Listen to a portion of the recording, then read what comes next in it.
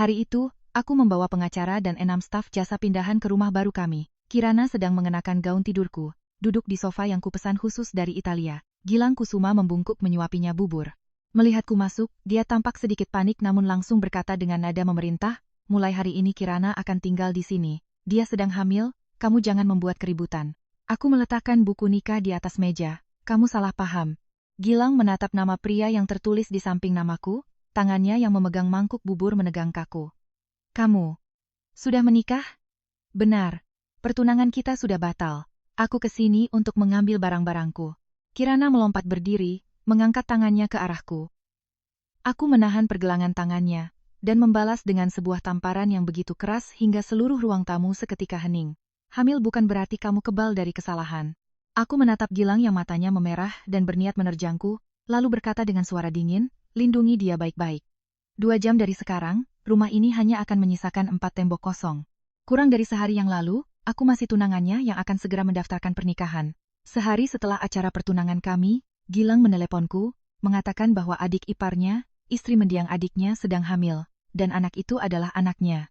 Saat itu aku sedang duduk di ruang rapat lantai 36 Grup Suryo. Di depanku terdapat dokumen penilaian investasi untuk perusahaan finansial Bintang Capital yang didirikan oleh Gilang. Seluruh ruangan menunggu aku menandatangani halaman terakhir.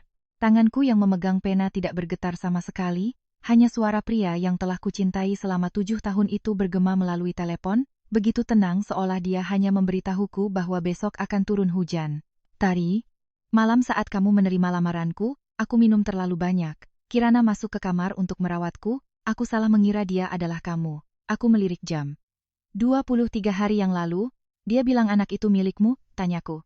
Iya, dia baru saja memberikan hasil pemeriksaannya padaku. Berapa minggu? Gilang terdiam. Sepertinya tidak menyangka aku akan menanyakan hal itu. Aku kurang jelas, dokter bilang kehamilannya belum stabil. Tari, adikku baru saja gugur dalam tugas, Kirana baru kehilangan suami, dia tidak boleh kehilangan anak ini juga. Aku bersalah padanya, dan juga bersalah padamu. Aku menutup dokumen penilaian di depanku. Lalu, bagaimana rencanamu menyelesaikannya? Suaranya melembut, seolah telah menyiapkan rencana yang sempurna. Besok kita tetap mendaftarkan pernikahan kita ke catatan sipil. Di luar, aku akan bilang anak itu adalah anak adikku. Nanti Kirana akan tinggal bersama kita. Aku hanya menggantikan adikku merawat ibu dan anak itu. Kamu tetaplah satu-satunya istriku. Aku tertawa mendengarnya. Gilang buru-buru melanjutkan. Keluargamu sangat mampu. Menghidupi 2 orang lagi bukan masalah. Kamu juga tidak perlu buru-buru punya anak. Kirana itu orangnya penurut. Dia tidak akan merebut apapun darimu. Asalkan kamu berbesar hati sedikit, semuanya akan tetap seperti semula. Gilang Kusuma, potongku. Kamu meneleponku untuk meminta pendapat, atau untuk memberi pengumuman? Henning di seberang sana, aku mengerti. Besok kamu tidak perlu menungguku di kantor pencatatan sipil. Tari, jangan emosi. Aku tidak emosi. Aku melepas cincin pertunangan dan meletakkannya di atas map perusahaan miliknya. Aku hanya merasa jijik. Nada suara Gilang langsung berubah dingin. Apa kamu harus bicara sekasar itu? Aku sudah mengakui kesalahanku. Nasi sudah menjadi bubur, apalagi yang bisa kulakukan? Memaksa Kirana menggugurkan kandungannya? Aku tidak peduli apa yang kamu lakukan. Aku mengeja setiap kata dengan sangat jelas. Karena mulai detik ini, kamu dan dia tidak ada hubungannya lagi denganku. Tari aku menutup telepon. Belasan orang di ruang rapat terdiam. Mereka tidak mendengar jelas isi percakapanku, tapi melihat raut wajahku, tidak ada yang berani bertanya. Aku mendorong map itu ke arah Direktur Manajemen Risiko. Hentikan evaluasi investasi untuk Bintang Capital. Batalkan penerbitan surat jaminan dukungan dana. Periksa kembali seluruh transaksi antara Bintang Capital dan anak perusahaan Grup Suryo selama 2 tahun terakhir. Wakil Direktur Utama menatapku ragu. Apa perlu memberitahu pihak Pak Gilang alasannya? Tidak perlu. Aku berdiri. Suaraku tenang, kita belum tanda tangan kontrak. Keluarga Suryo tidak punya kewajiban membuang uang untuk menghidupi orang yang tidak kompeten sekaligus tidak bermoral. Keluar dari ruang rapat, aku baru sadar telapak tanganku memerah karena kuku yang menancap terlalu kuat. 7 tahun bukanlah selembar kertas yang bisa dirobek begitu saja, tapi rasa sakit bukan berarti aku harus kembali. Aku masuk ke lift, membuka kontak, dan berhenti pada nama yang sudah bertahun-tahun tidak pernah kuhubungi duluan, Tio Lesmana. Dia adalah teman masa kecilku, sekaligus pria yang entah sudah berapa kali kutolak. Aku mengirim satu pesan singkat. Apa kamu masih ingin menikahiku? Ponselku langsung berdering. Begitu kuangkat, Suara Tio terdengar lebih serak dari biasanya. Tari, kamu di mana? Di kantor, terjadi sesuatu? Aku baru saja membatalkan pertunangan. Hening beberapa detik, aku bersandar pada dinding lift.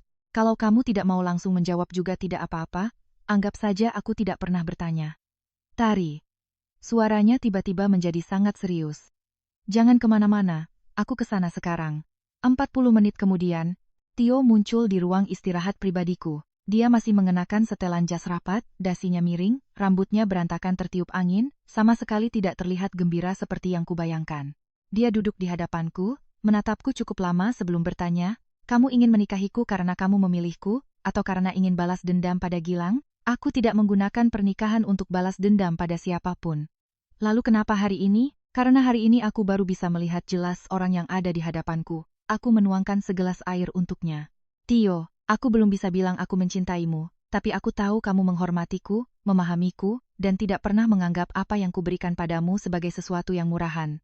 Aku ingin memulai pernikahan yang serius, bukan kontrak, bukan sandiwara. Dia menggenggam erat gelas air itu. Kamu mungkin butuh waktu. Aku sudah membuang 7 tahun untuk orang yang tidak pantas. Aku tidak berniat membuang 1 hari pun untuk menyesalinya. Dan jika nanti kamu menyesal, aku akan bertanggung jawab atas pilihanku. Tio menatapku beberapa detik lagi, lalu tiba-tiba menunduk dan tertawa. Saat dia mendongak, matanya memerah. Aku sudah menunggu kalimat ini selama 12 tahun. Dia mengambil ponselnya dan menelepon sekretarisnya untuk membatalkan semua rapat sore itu. Entah apa yang dikatakan di seberang sana, Tio menjawab dengan dingin, urusan bisnis tidak akan membuatku mati, tapi kalau istriku berubah pikiran, aku bisa mati. Aku tertawa untuk pertama kalinya hari itu. Tio langsung menatapku. Kamu sudah tertawa, jadi tidak boleh berubah pikiran. Ayo pergi. Kemana? Catatan sipil. Dia berdiri cepat, lalu duduk lagi dan bertanya hati-hati, kamu bawa dokumen yang cukup? Aku membuka tasku. Cukup. Tio menarik napas dalam. Dia berusaha terlihat tenang, tapi tangannya yang memegang kunci mobil jelas-jelas gemetar. Aku melihatnya namun tidak membongkarnya. Setengah jam kemudian, 2 buku nikah berada di tangan kami. Tio menatap nama kami yang bersebelahan, tersenyum seperti orang yang baru saja memenangkan dunia. Dia tidak langsung memelukku, hanya mengulurkan tangannya. Nyonya Lesmana, mohon bimbingannya mulai hari ini. Aku meletakkan tanganku di tangannya. Pak Tio, jangan buat aku kecewa. Dia menggenggam tanganku dengan lembut, tatapannya meredup hangat. Aku tidak berjanji tidak akan pernah berbuat salah seumur hidup, tapi aku berjanji apapun yang terjadi, aku akan selalu berdiskusi denganmu lebih dulu, tidak akan pernah mengambil keputusan sepihak menggantikanmu. Hanya satu kalimat itu, tapi membuat tenggorokanku tercekat. Mungkin karena sebelumnya, pria yang satunya baru saja dengan dingin mengatur seluruh hidupku tanpa sedikit pun bertanya apakah aku setuju atau tidak.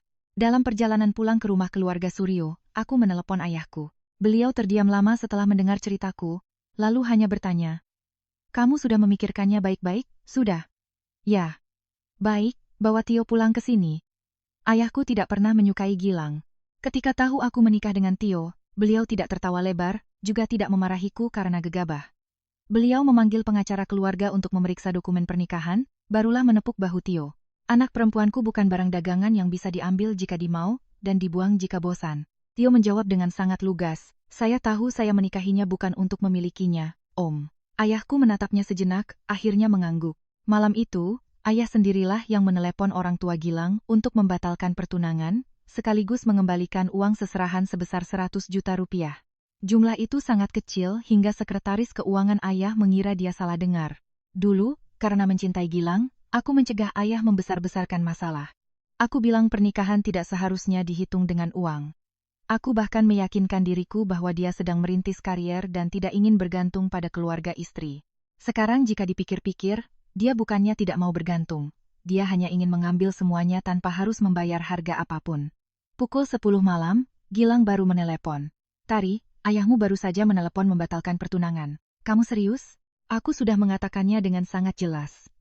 Aku tahu kamu sedang marah, tapi kerabat kedua belah pihak sudah tahu kita akan menikah. Kalau kamu membatalkannya sekarang, yang malu bukan cuma aku. Aku tidak merasa malu. Jangan keras kepala. Besok aku tunggu di catatan sipil, kita daftar dulu, sisanya kita bicarakan nanti. Aku melirik Tio yang duduk di seberang ruang tamu, memeluk buku nikah dengan kedua tangan seolah takut ada yang merampasnya. Aku sudah menikah. Gilang tertawa. Kalau mau bohong, carilah alasan yang masuk akal. Paginya kamu masih tunanganku, sorenya kamu sudah menikah dengan siapa? Tio Lesmana. Hening di seberang sana. Beberapa detik kemudian, dia menggeram, "Kamu gila? Kamu tahu dia sudah menunggumu lama, jadi kamu sengaja memanfaatkannya untuk memanas-manasiku? Gilang Kusuma, kamu terlalu menilai tinggi dirimu sendiri. Aku tidak memberinya kesempatan berbicara lagi. Besok aku akan ke rumah baru kita untuk mengambil barang-barangku. Jangan sentuh satupun barang milikku." Aku mematikan telepon. Tio langsung mendongak. "Dia memarahimu? Kenapa wajahmu dingin begitu?" "Karena aku pernah mencintai orang sebodoh itu." Tio berjalan menghampiriku, duduk di sofa dengan jarak yang pas. "Kamu boleh sedih. Aku tahu, kamu juga boleh menangis. Aku tidak mau. Kalau begitu aku duduk di sini menemanimu." Dia tidak menyuruhku melupakannya. Dia tidak memanfaatkan kesempatan itu untuk menjelek-jelekan Gilang, juga tidak memelukku tanpa izin. Dia hanya duduk di sampingku. Menjelang tengah malam, aku tertidur bersandar di sofa entah sejak kapan. Keesokan paginya saat aku terbangun, ada selimut tipis di tubuhku. Tio tidur bersandar di ujung sofa yang lain, lehernya miring, masih memeluk buku nikah di dadanya. Aku memotret posenya. Saat dia membuka mata, dia langsung menyembunyikan buku itu ke belakang punggungnya. "Kamu motret apa? Bukti kalau posisi tidurmu jelek. Mau dihapus tidak?"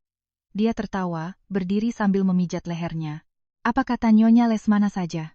Pukul 8 pagi, aku menerima pesan dari Gilang, "Tari, perut Kirana sakit, aku mengantarnya ke rumah sakit. Urusan pendaftaran kita tunda besok." Aku membacanya sekali lalu menghapusnya. Dia masih yakin aku akan berdiri di tempat yang sama menunggunya. Pukul 9, aku tiba di rumah yang dulu kusebut sebagai rumah baru kami. Aku tidak datang sendiri. Di belakangku ada manajer properti, pengacara, 6 staf jasa pindahan, dan 2 satpam kompleks. Pintu terbuka, bau parfum manis yang menyengat langsung tercium. Kirana mengenakan gaun tidurku, duduk di sofa pesananku. Gilang sedang menyuapinya. Di atas meja ada vas bunga yang kupilih sendiri, di rak sepatu ada tambahan sepasang sandal wanita. Pintu kamar utama sedikit terbuka, koper Kirana tergeletak di samping ranjang. Melihatku, Gilang tampak panik sesaat lalu segera berdiri. "Tari, kamu datang." Dia melirik rombongan di belakangku. "Kenapa kamu bawa banyak orang? Aku sudah bilang mau ambil barang." Kirana meletakkan tangan di perutnya, berkata lembut, "Mbak Tari, dokter bilang aku harus banyak istirahat. Kalau ada masalah, bisakah kita bicarakan baik-baik?" Aku menatap gaun tidur di tubuhnya. "Buka." Wajah Kirana berubah pucat. "Apa? Baju yang kamu pakai itu milikku." Gilang mengerutkan kening. "Hanya sehelai baju, apa kamu harus seperhitungan itu? Aku sudah bilang, jangan sentuh barang-barangku." Aku menoleh pada manajer properti. Mulai inventarisasi. Para staf langsung menyebar. Satu orang membuka daftar, setiap perabot memiliki faktur dan kode pengiriman. Gilang menghalangi di depan sofa. "Ini rumahku, kamu tidak berhak memindahkan barang sembarangan." Pengacara maju dan memberikan map padanya. "Rumah ini atas nama Bapak Gilang, tapi seluruh perabotan dan perlengkapan di dalam daftar ini adalah milik klien kami, Ibu Tari. Kontrak pembelian, bukti pembayaran, dan resi pengiriman semuanya lengkap. Kami hanya menarik kembali aset milik klien kami." Gilang tidak melirik dokumen itu. "Tari, jangan berlebihan." Dia membawa selingkuhannya ke rumah yang kurenovasi, memakaikannya bajuku, menidurkannya di ranjang yang kubeli, lalu bertanya, "Mengapa aku berlebihan?" Aku menatapnya lurus. "Gilang, yang berlebihan bukan aku, tapi keserakahanmu." Mata Kirana memerah. "Mas Gilang tidak selingkuh. Malam itu cuma kecelakaan, aku juga tidak ingin ini terjadi." "Tidak ingin. Tapi kamu tetap bawa koper kemari?" "Aku sedang hamil. Dia cuma mau merawatku. Rumah ini jaraknya lebih dari 1 jam dari rumah sakit. Apartemen tempat tinggalmu cuma 10 menit." Aku menatap kopernya di kamar. "Kamu kesini bukan untuk merawat kandungan? Kamu kesini untuk mengklaim tempat." Kirana menggigit bibir, air matanya jatuh. "Kamu punya uang, punya keluarga yang mendukungmu, kamu bisa bicara semaumu. Aku sendirian, aku bisa pakai apa untuk melawanmu? Kamu berbaring di ranjang yang kubeli, memakai bajuku, memeluk mantan tunanganku, lalu bertanya pakai apa untuk melawan?" Aku tertawa mendengarnya. "Ketebalan mukamu itulah senjatamu yang paling hebat." Kirana melompat berdiri, mengangkat tangannya menamparku.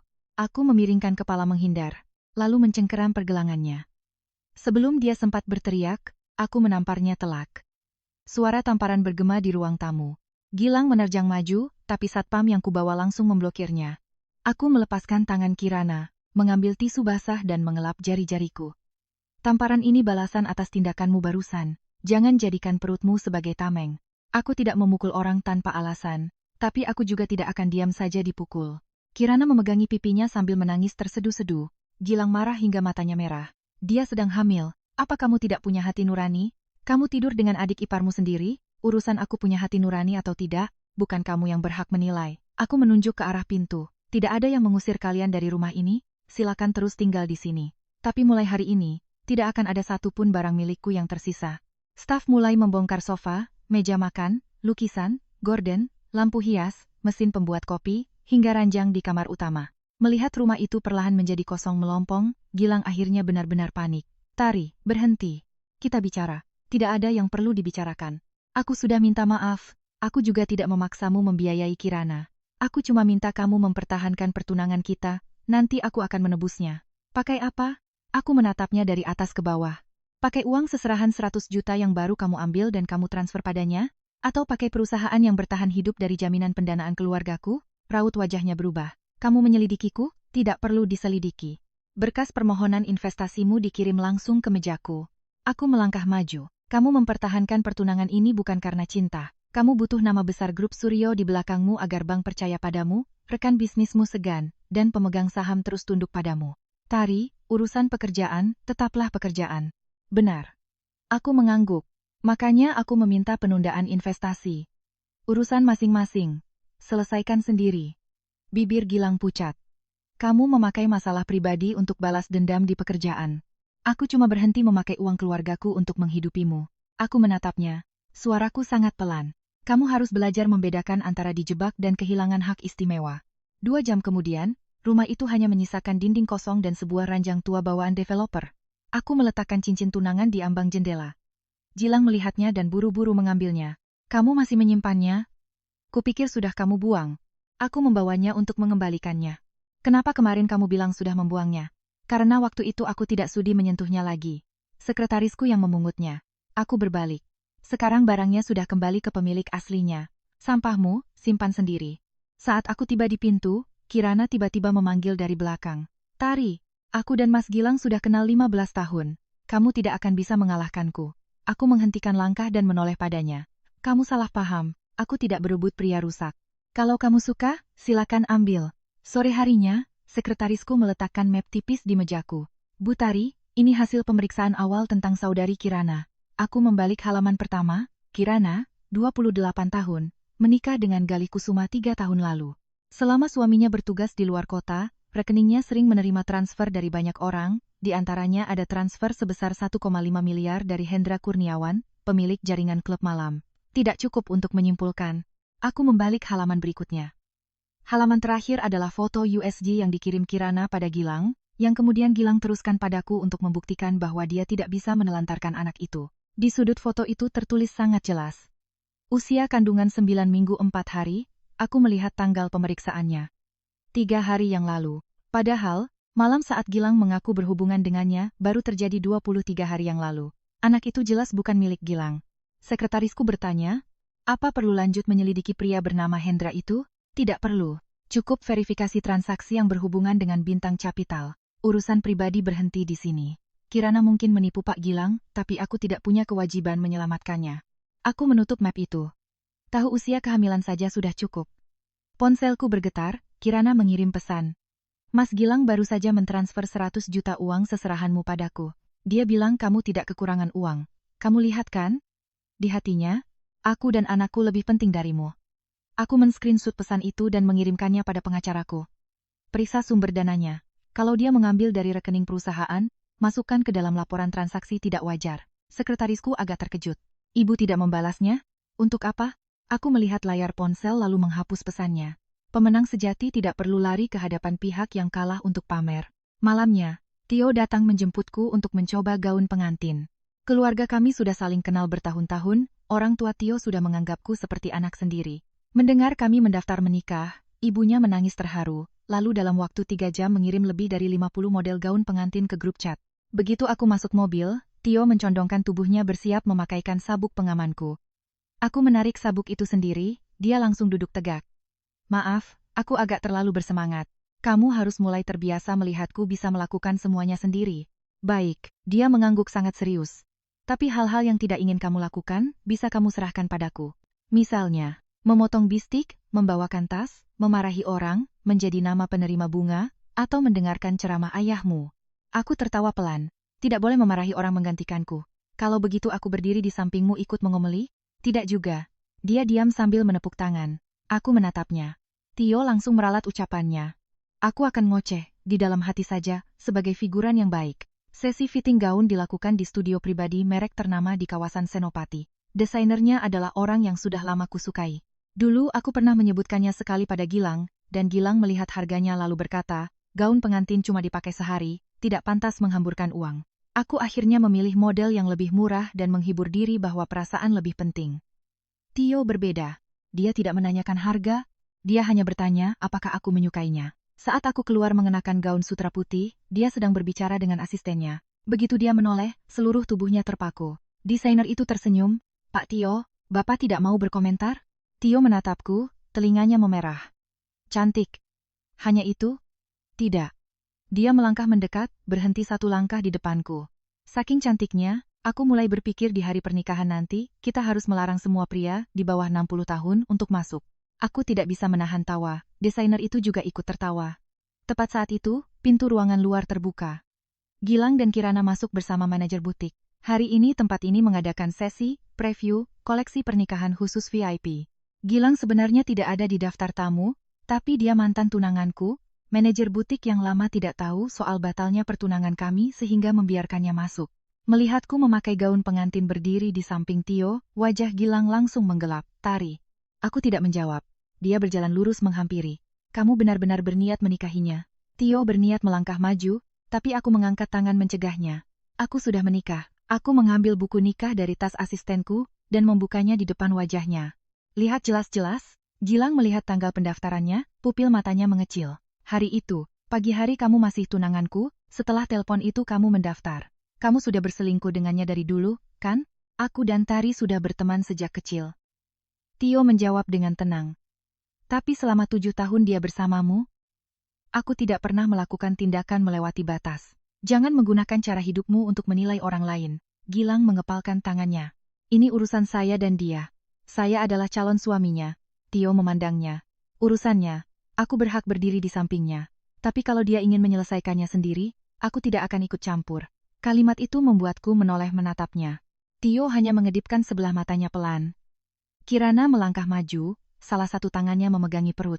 Mbak Tari, baru beberapa hari lalu Mbak bertunangan dengan Mas Gilang, sekarang sudah pakai gaun pengantin untuk orang lain. Apa Mbak tidak merasa bersalah? Aku membatalkan pertunangan sebelum mendaftarkan pernikahan. Aku menatapnya. Sedangkan kamu, tidur dengan kakak iparmu saat suamimu baru saja meninggal. Apa kamu tidak merasa bersalah? Wajah Kirana sepucat kertas. Beberapa tamu VIP di dekat sana mulai menoleh. Kirana terisak. Itu cuma kecelakaan. Aku juga tidak mau. Anak ini tidak berdosa. Anak itu memang tidak berdosa. Aku mengangguk. Makanya, kamu harus mencari ayah kandungnya yang benar. Kirana menegang. Gilang mengerutkan kening. Tari, apa maksudmu? Aku mengambil ponsel, membuka foto USG yang pernah Gilang kirimkan. Pemeriksaan 3 hari lalu mencatat usia kehamilan 9 minggu 4 hari. Malam saat kamu bilang tidur dengannya baru terjadi 23 hari yang lalu? Aku memperbesar tulisan tersebut. Gilang, kamu mungkin tidak jago berbisnis, tapi matematika anak SD harusnya kamu masih bisa.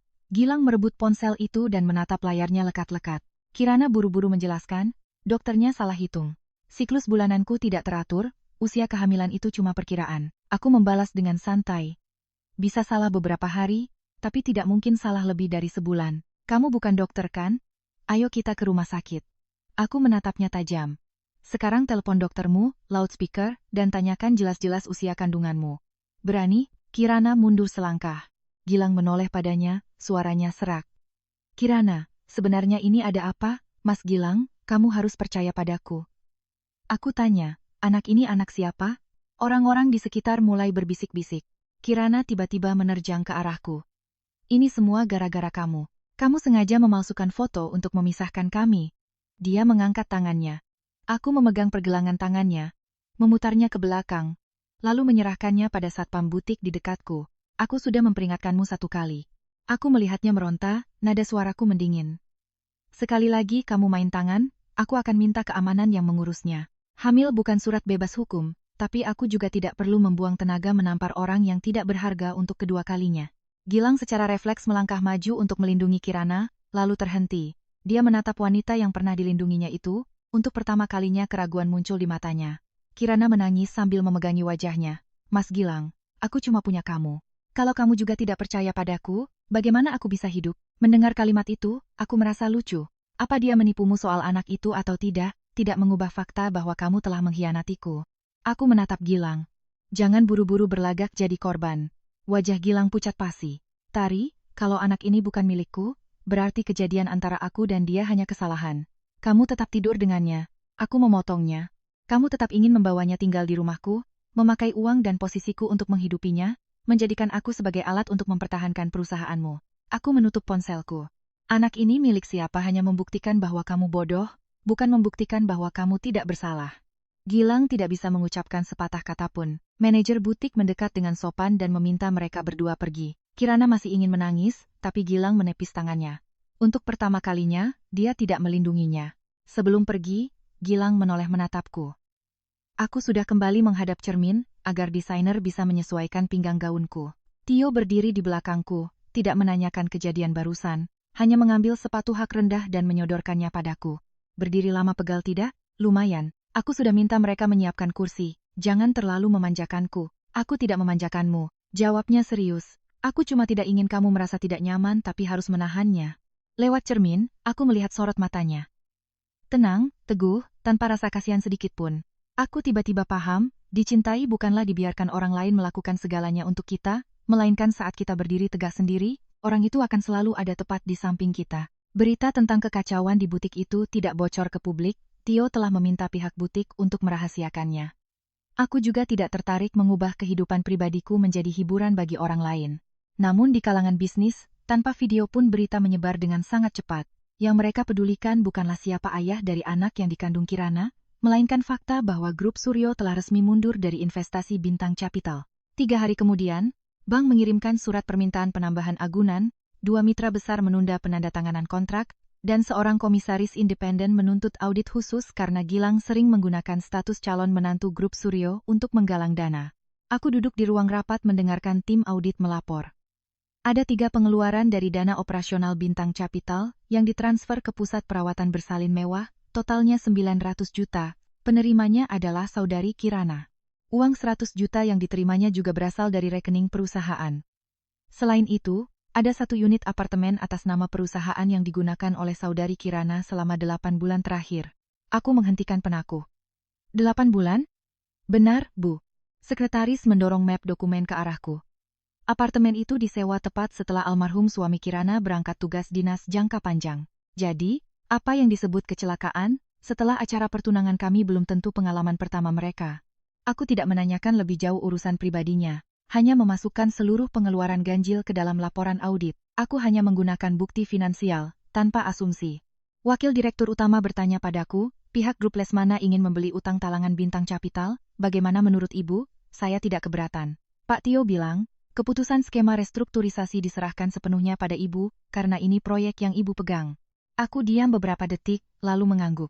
Buat skema sesuai harga pasar, jangan tekan harganya, jangan pakai hubungan personal. Bintang Capital masih punya banyak karyawan yang tidak ada hubungannya dengan kesalahan Gilang. 2 hari kemudian, aku menerima panggilan dari Gilang. Tari, pihak bank bilang utang perusahaan sudah dialihkan ke Lesmana Group. Ini hasil kerja sama kamu dan Tio, kan? Ini murni transaksi antar perusahaan, jangan bicara dengan nada seperti itu padaku. Gilang menggebrak sesuatu di mejanya. Kamu tahu sudah berapa tahun aku membangun Bintang Capital. Hanya karena masalah pribadi kita. Kamu mau merampas perusahaanku? Aku tidak merampasnya. Lalu kenapa semua ini terjadi? Keluarga Suryo cabut modal, grup Lesmana beli utang. Perusahaanku tidak punya cukup jaminan.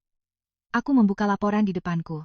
Kamu kehilangan perusahaanmu bukan karena aku balas dendam, tapi karena agunan tidak cukup, arus kas menyimpang, dan kamu menggelapkan dana. 900 juta untuk perawatan kehamilan Kirana, 100 juta yang kamu transfer padanya, dan apartemen yang dia tempati selama 8 bulan terakhir. Semuanya dari rekening perusahaan. Napas di seberang sana seketika memberat. Aku melanjutkan, kamu hancur karena kamu menganggap aset pemegang saham sebagai dompet pribadimu. Tari, asalkan kamu mau menandatangani ulang surat jaminan dari keluargamu, semuanya masih bisa diselamatkan. Kamu benar-benar mau melihatku mati? Aku hanya menarik tangan yang selama ini mengangkatmu. Aku menutup laporan. Kamu jatuh karena dari awal kamu tidak pernah berdiri dengan kakimu sendiri. Suaranya merendah. Kamu pernah bilang akan selalu ada di sisiku. Aku juga pernah berpikir kamu pantas mendapatkannya. Aku mematikan telepon. Sore itu, rapat umum pemegang saham luar biasa, RUPSLB, Bintang Capital digelar. Aku hadir sebagai perwakilan pemegang utang konversi. Tio juga hadir, tapi dia duduk di ujung meja. Dari awal hingga akhir tidak mengatakan sepatah kata pun untuk membelaku. Gilang datang terlambat 10 menit. Dia masih mengenakan jas rapi, tapi matanya merah karena kurang tidur. Begitu melihatku, wajahnya langsung menegang. Ini urusan internal Bintang Capital. Ketua Dewan Komisaris menyodorkan dokumen. Ibu Tari mewakili kreditur terbesar sekaligus pihak yang memegang hak konversi atas pelanggaran syarat. Beliau berhak hadir. Gilang mengepalkan tangan. Saya menolak. Penolakan tidak sah. Aku membuka presentasi. Tidak ada sindiran, tidak ada drama percintaan, hanya data. Pendapatan dicatat lebih awal, kontrak tidak memenuhi syarat, biaya pribadi dimasukkan ke beban perusahaan, dan pencairan kredit sebelumnya disetujui hanya bermodal surat dukungan dari grup Suryo yang sebenarnya belum pernah diterbitkan. 15 menit kemudian, tidak ada satupun pemegang saham yang menatap Gilang dengan pandangan yang sama. Dia berdiri cepat. Semua ini bisa dijelaskan? Saya tanya, bagian mana yang mau Anda jelaskan duluan? Aku menatapnya. 900 juta untuk Kirana adalah tunjangan janda pahlawan. Bintang Capital itu perusahaan finansial, bukan yayasan amal keluarga Kusuma. Apartemen itu untuk menyambut tamu VIP, tapi rekaman CCTV lift, tagihan listrik, dan akses keluar masuk semuanya atas nama Kirana. Gilang terdiam kaku. Aku membalik halaman terakhir. Saya mengusulkan pemberhentian sementara jabatan Direktur Utama Saudara Gilang Kusuma selama masa penyelidikan, mencabut hak tanda tangannya, dan menunjuk pelaksana tugas sementara. Gilang menatapku, suaranya serak. Kamu benar-benar bertindak sejauh ini. Saya hanya memberi usulan. Aku menatap para pemegang saham. Yang memutuskan adalah Dewan Komisaris. Pemungutan suara selesai. 7 suara setuju, 1 abstain. Gilang diberhentikan. Dia berdiri di tengah ruang rapat, wajahnya pucat pasi. Anggota Dewan satu persatu keluar. Ketika hanya tersisa aku, Tio, dan dirinya, Gilang baru melangkah mendekat. Tari, aku tahu aku salah. Tapi kamu tidak bisa menyangkal bahwa selama ini aku juga pernah memperlakukanmu dengan baik. Bisakah kita mulai lagi dari awal? Tidak bisa. Karena Tio, karena kamu. Aku berdiri. Sampai detik ini kamu masih berpikir aku pergi karena ada orang lain. Kamu tidak pernah mengerti. Sekalipun tidak ada Tio, aku tidak akan pernah kembali padamu. Gilang melirik pria di belakangku. Kamu menang. Ucapnya pahit pada Tio.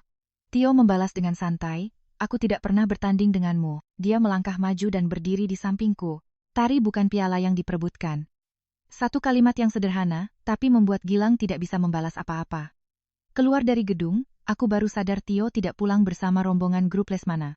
Kamu menungguku? Iya. Dia membukakan pintu mobil, mengeluarkan sebuah kotak makanan. Kamu rapat dari siang, pasti belum makan. Aku melihat semangkuk bubur panas di tangannya. Kamu datang ke RUPSLB. Cuma untuk mengantarkan ini.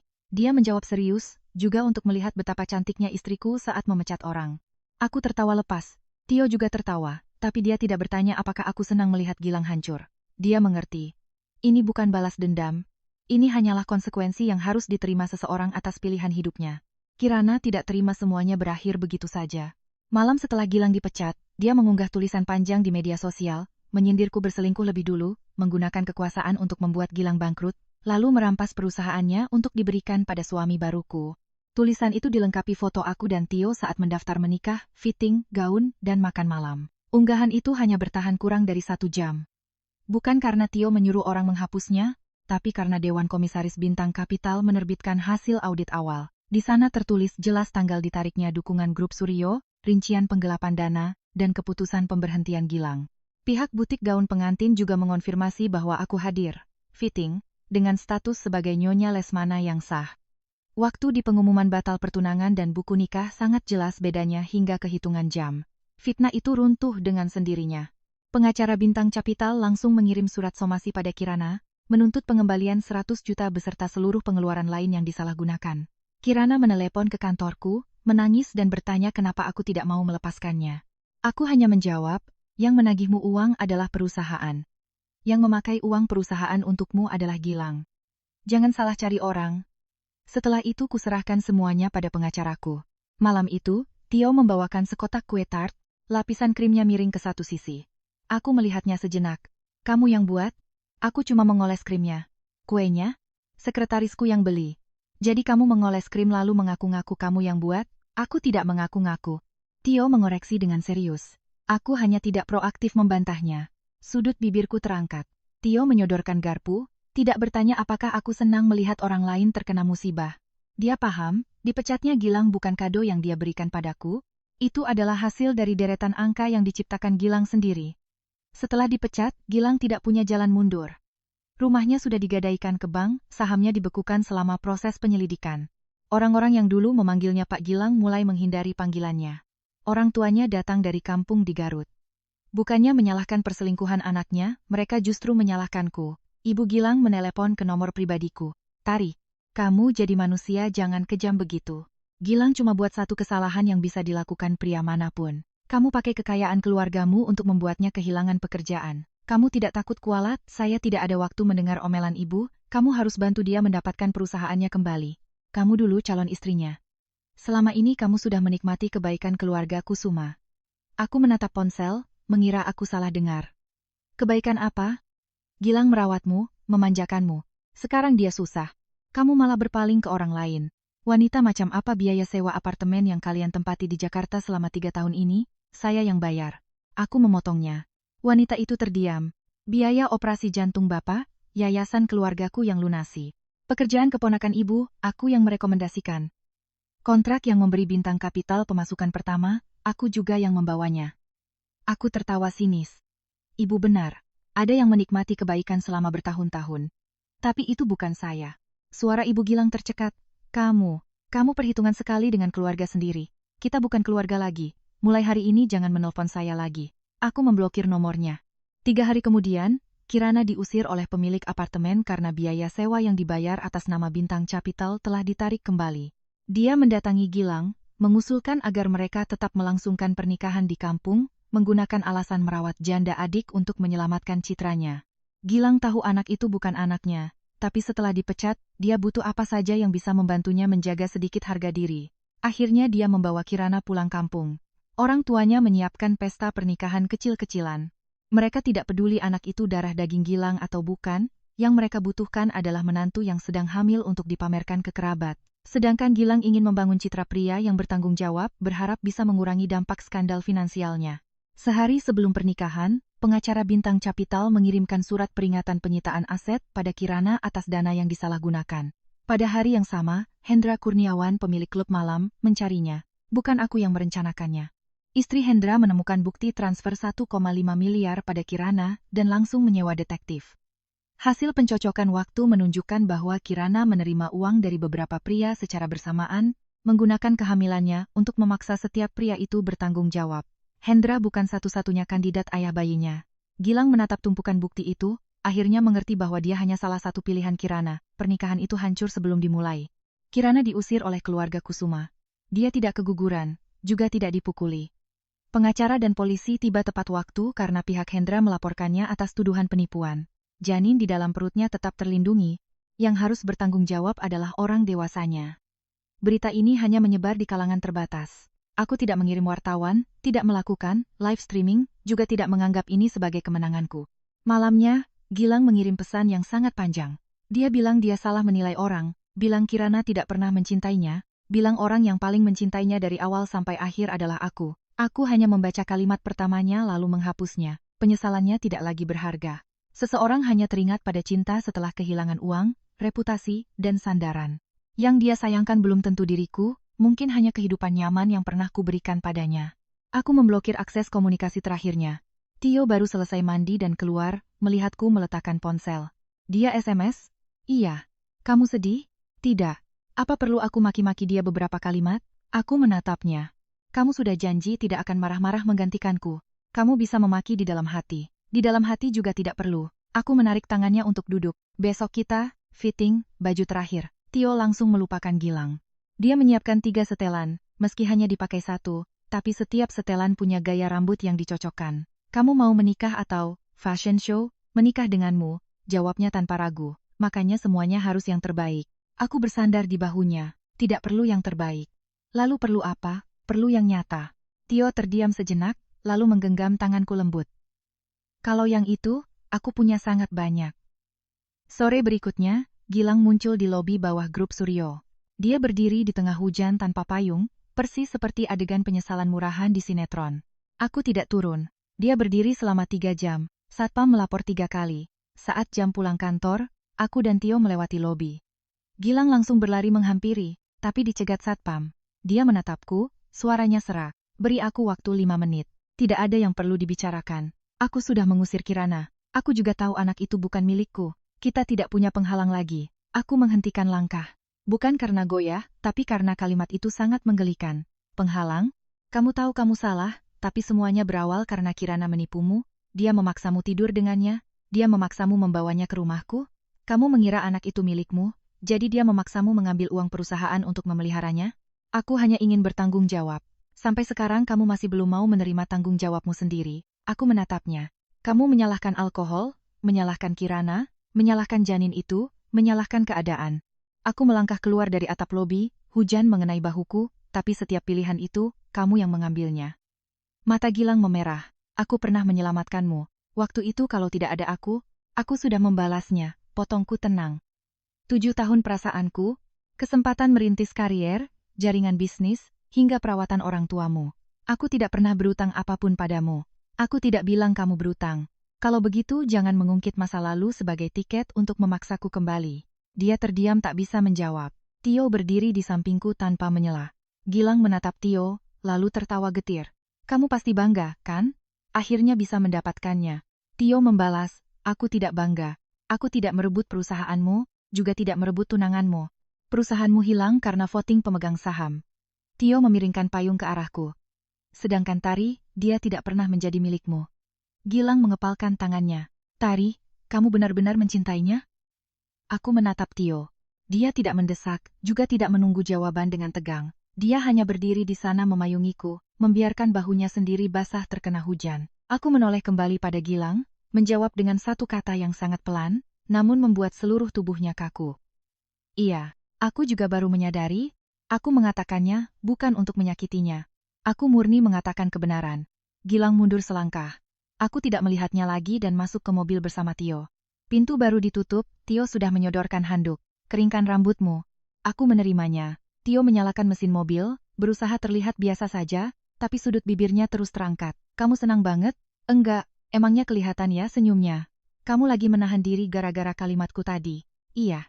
Dia menoleh menatapku, matanya berbinar jernih. Bisa tolong katakan sekali lagi? Tidak. Ya sudah. Aku rekam di otak saja. Tio Lesmana. Fokus nyetir. Siap, Nyonya Lesmana. Pernikahan kami digelar seminggu kemudian. Tidak terlalu mewah seperti rumor di luar. Tapi setiap detail kami pilih berdua. Aku tidak suka mawar merah, dia mengganti semuanya dengan anggrek putih. Aku tidak ingin media meliput, dia hanya mempekerjakan fotografer keluarga. Aku ingin ayah yang menggandengku masuk. Dia langsung membatalkan ide memakai mobil klasik hingga ke panggung. Pagi itu, Ibu Tio memakaikan gelang giok padaku. Beliau menggenggam tanganku dengan mata berkaca-kaca. Tio kadang berisik dan suka melakukan hal-hal konyol. Kalau kamu merasa terganggu, tegur saja, jangan ditahan. Aku tersenyum. Dia juga bilang hal yang sama pada saya, Tante Ibu. Baguslah. Beliau menepuk tanganku pelan. Di rumah ini, tidak ada yang mengharuskanmu menahan diri hanya demi menjaga keharmonisan. Kalimat sederhana itu membuatku terdiam lama. Dulu, Ibu Gilang pernah bilang padaku bahwa menjadi menantu harus tahu cara mengalah. Gilang sibuk, aku harus mengurus orang tuanya. Gilang punya ego tinggi, aku tidak boleh terlihat terlalu pintar. Gilang ingin anak laki-laki, aku harus menjaga kesehatan sedini mungkin. Dulu kukira itu harga dari sebuah pernikahan. Sekarang aku tahu, pernikahan tidak seharusnya memaksa satu pihak untuk mengecil, agar pihak lain bisa membesar. Aku tidak perlu mengatakannya. Cukup melangkah keluar dari ruang ganti menuju pria yang menungguku di bawah cahaya lampu. Tio mengenakan setelan jas hitam, berdiri tegak, tapi tangannya mengepal erat. Saat melihatku, matanya langsung merah. Ayahku berbisik pelan, menantuku nangis duluan sebelum pengantin wanitanya, malu-maluin. Aku tertawa pelan. Tio yang mendengarnya tidak membantah, dia hanya menatapku seolah tidak ada orang lain di ruangan itu. Upacara dimulai. Tepat saat petugas catatan sipil bersiap membaca janji suci, asisten Tio maju dan membisikkan sesuatu padanya. Gilang ada di gerbang depan, dia minta bertemu denganmu sekali saja. Tio menoleh padaku. Kamu mau bagaimana? Tidak perlu dipikir. Di daftar tamu ada namanya. Tidak ada. Kalau begitu jalankan sesuai prosedur. Asisten itu mengangguk dan pergi. Pintu gedung pernikahan tetap tertutup. Tidak ada yang diizinkan membawa penyesalan terlambat ke hari bahagiaku. Petugas melanjutkan prosesi. Saat bertukar cincin, tangan Tio masih gemetar. Aku berbisik, kamu takut aku berubah pikiran? Bukan. Lalu kenapa gemetar? Karena akhirnya giliranku tiba. Aku memakaikan cincin ke jarinya. Tio menatapnya lama, lalu memakaikan cincin berlian biru ke jariku. Tidak ada sumpah panjang. Dia hanya berkata, Tari, aku tidak akan memaksamu mengecilkan dirimu untuk muat di kehidupanku. Aku menatapnya. Dan aku tidak akan membiarkanmu menunggu di luar pintu selama 12 tahun lagi. Dia tertawa, matanya kembali memerah. Di tengah riuh tepuk tangan keluarga dan sahabat, aku berinisiatif memeluknya. Kali ini aku tahu, aku tidak sedang melarikan diri dari cinta yang gagal. Aku sedang melangkah ke kehidupan yang kupilih sendiri. Setelah pernikahan, aku terus memimpin proses restrukturisasi Bintang Capital. Perusahaan itu ganti nama, rombak direksi, dan mempertahankan karyawan yang bersih. Tio duduk di seberangku dalam rapat sebagai mitra bisnis biasa. Saat aku menolak proposalnya, dia tetap mengangguk dan mencatatnya. Selesai rapat, dia mengikutiku masuk lift. Nyonya Lesmana, kalau di rumah, bisa beri sedikit wajah untuk suamimu? Tidak. Lalu malam ini aku masih boleh tidur di kamar, kan? Aku melirik ekspresinya. Dia langsung mengambil dokumen dari tanganku. Tergantung kerjaku mulai sekarang, kan? Aku tidak bisa menahan tawa. Kami juga pernah berselisih. Sekali waktu, mendengar tempat dinasku akan dilanda badai, dia dengan sepihak meminta sekretarisku membatalkan penerbangan. Aku memintanya memulihkan jadwal hari itu juga. Tio tidak beralasan, maaf, aku khawatir padamu tapi aku telah melangkahi wewenangmu. Setelah itu, dia menyiapkan opsi keamanan tambahan, dan keputusan berangkat atau tidak tetap di tanganku. Dia tidak pernah menggunakan cinta untuk mengekang duniaku, dan aku juga tidak lagi membiarkannya berdiri di luar pintuku. 3 bulan kemudian, kasus Gilang ditutup. Setelah penyelidikan, dia menyerahkan seluruh sahamnya yang tersisa untuk mengganti kerugian, dan dilarang menduduki jabatan manajerial di industri finansial. Dia menjual rumah sitaan bank dan pergi dari Jakarta. Aku membaca kesimpulannya di laporan akhir tanpa bertanya lebih lanjut.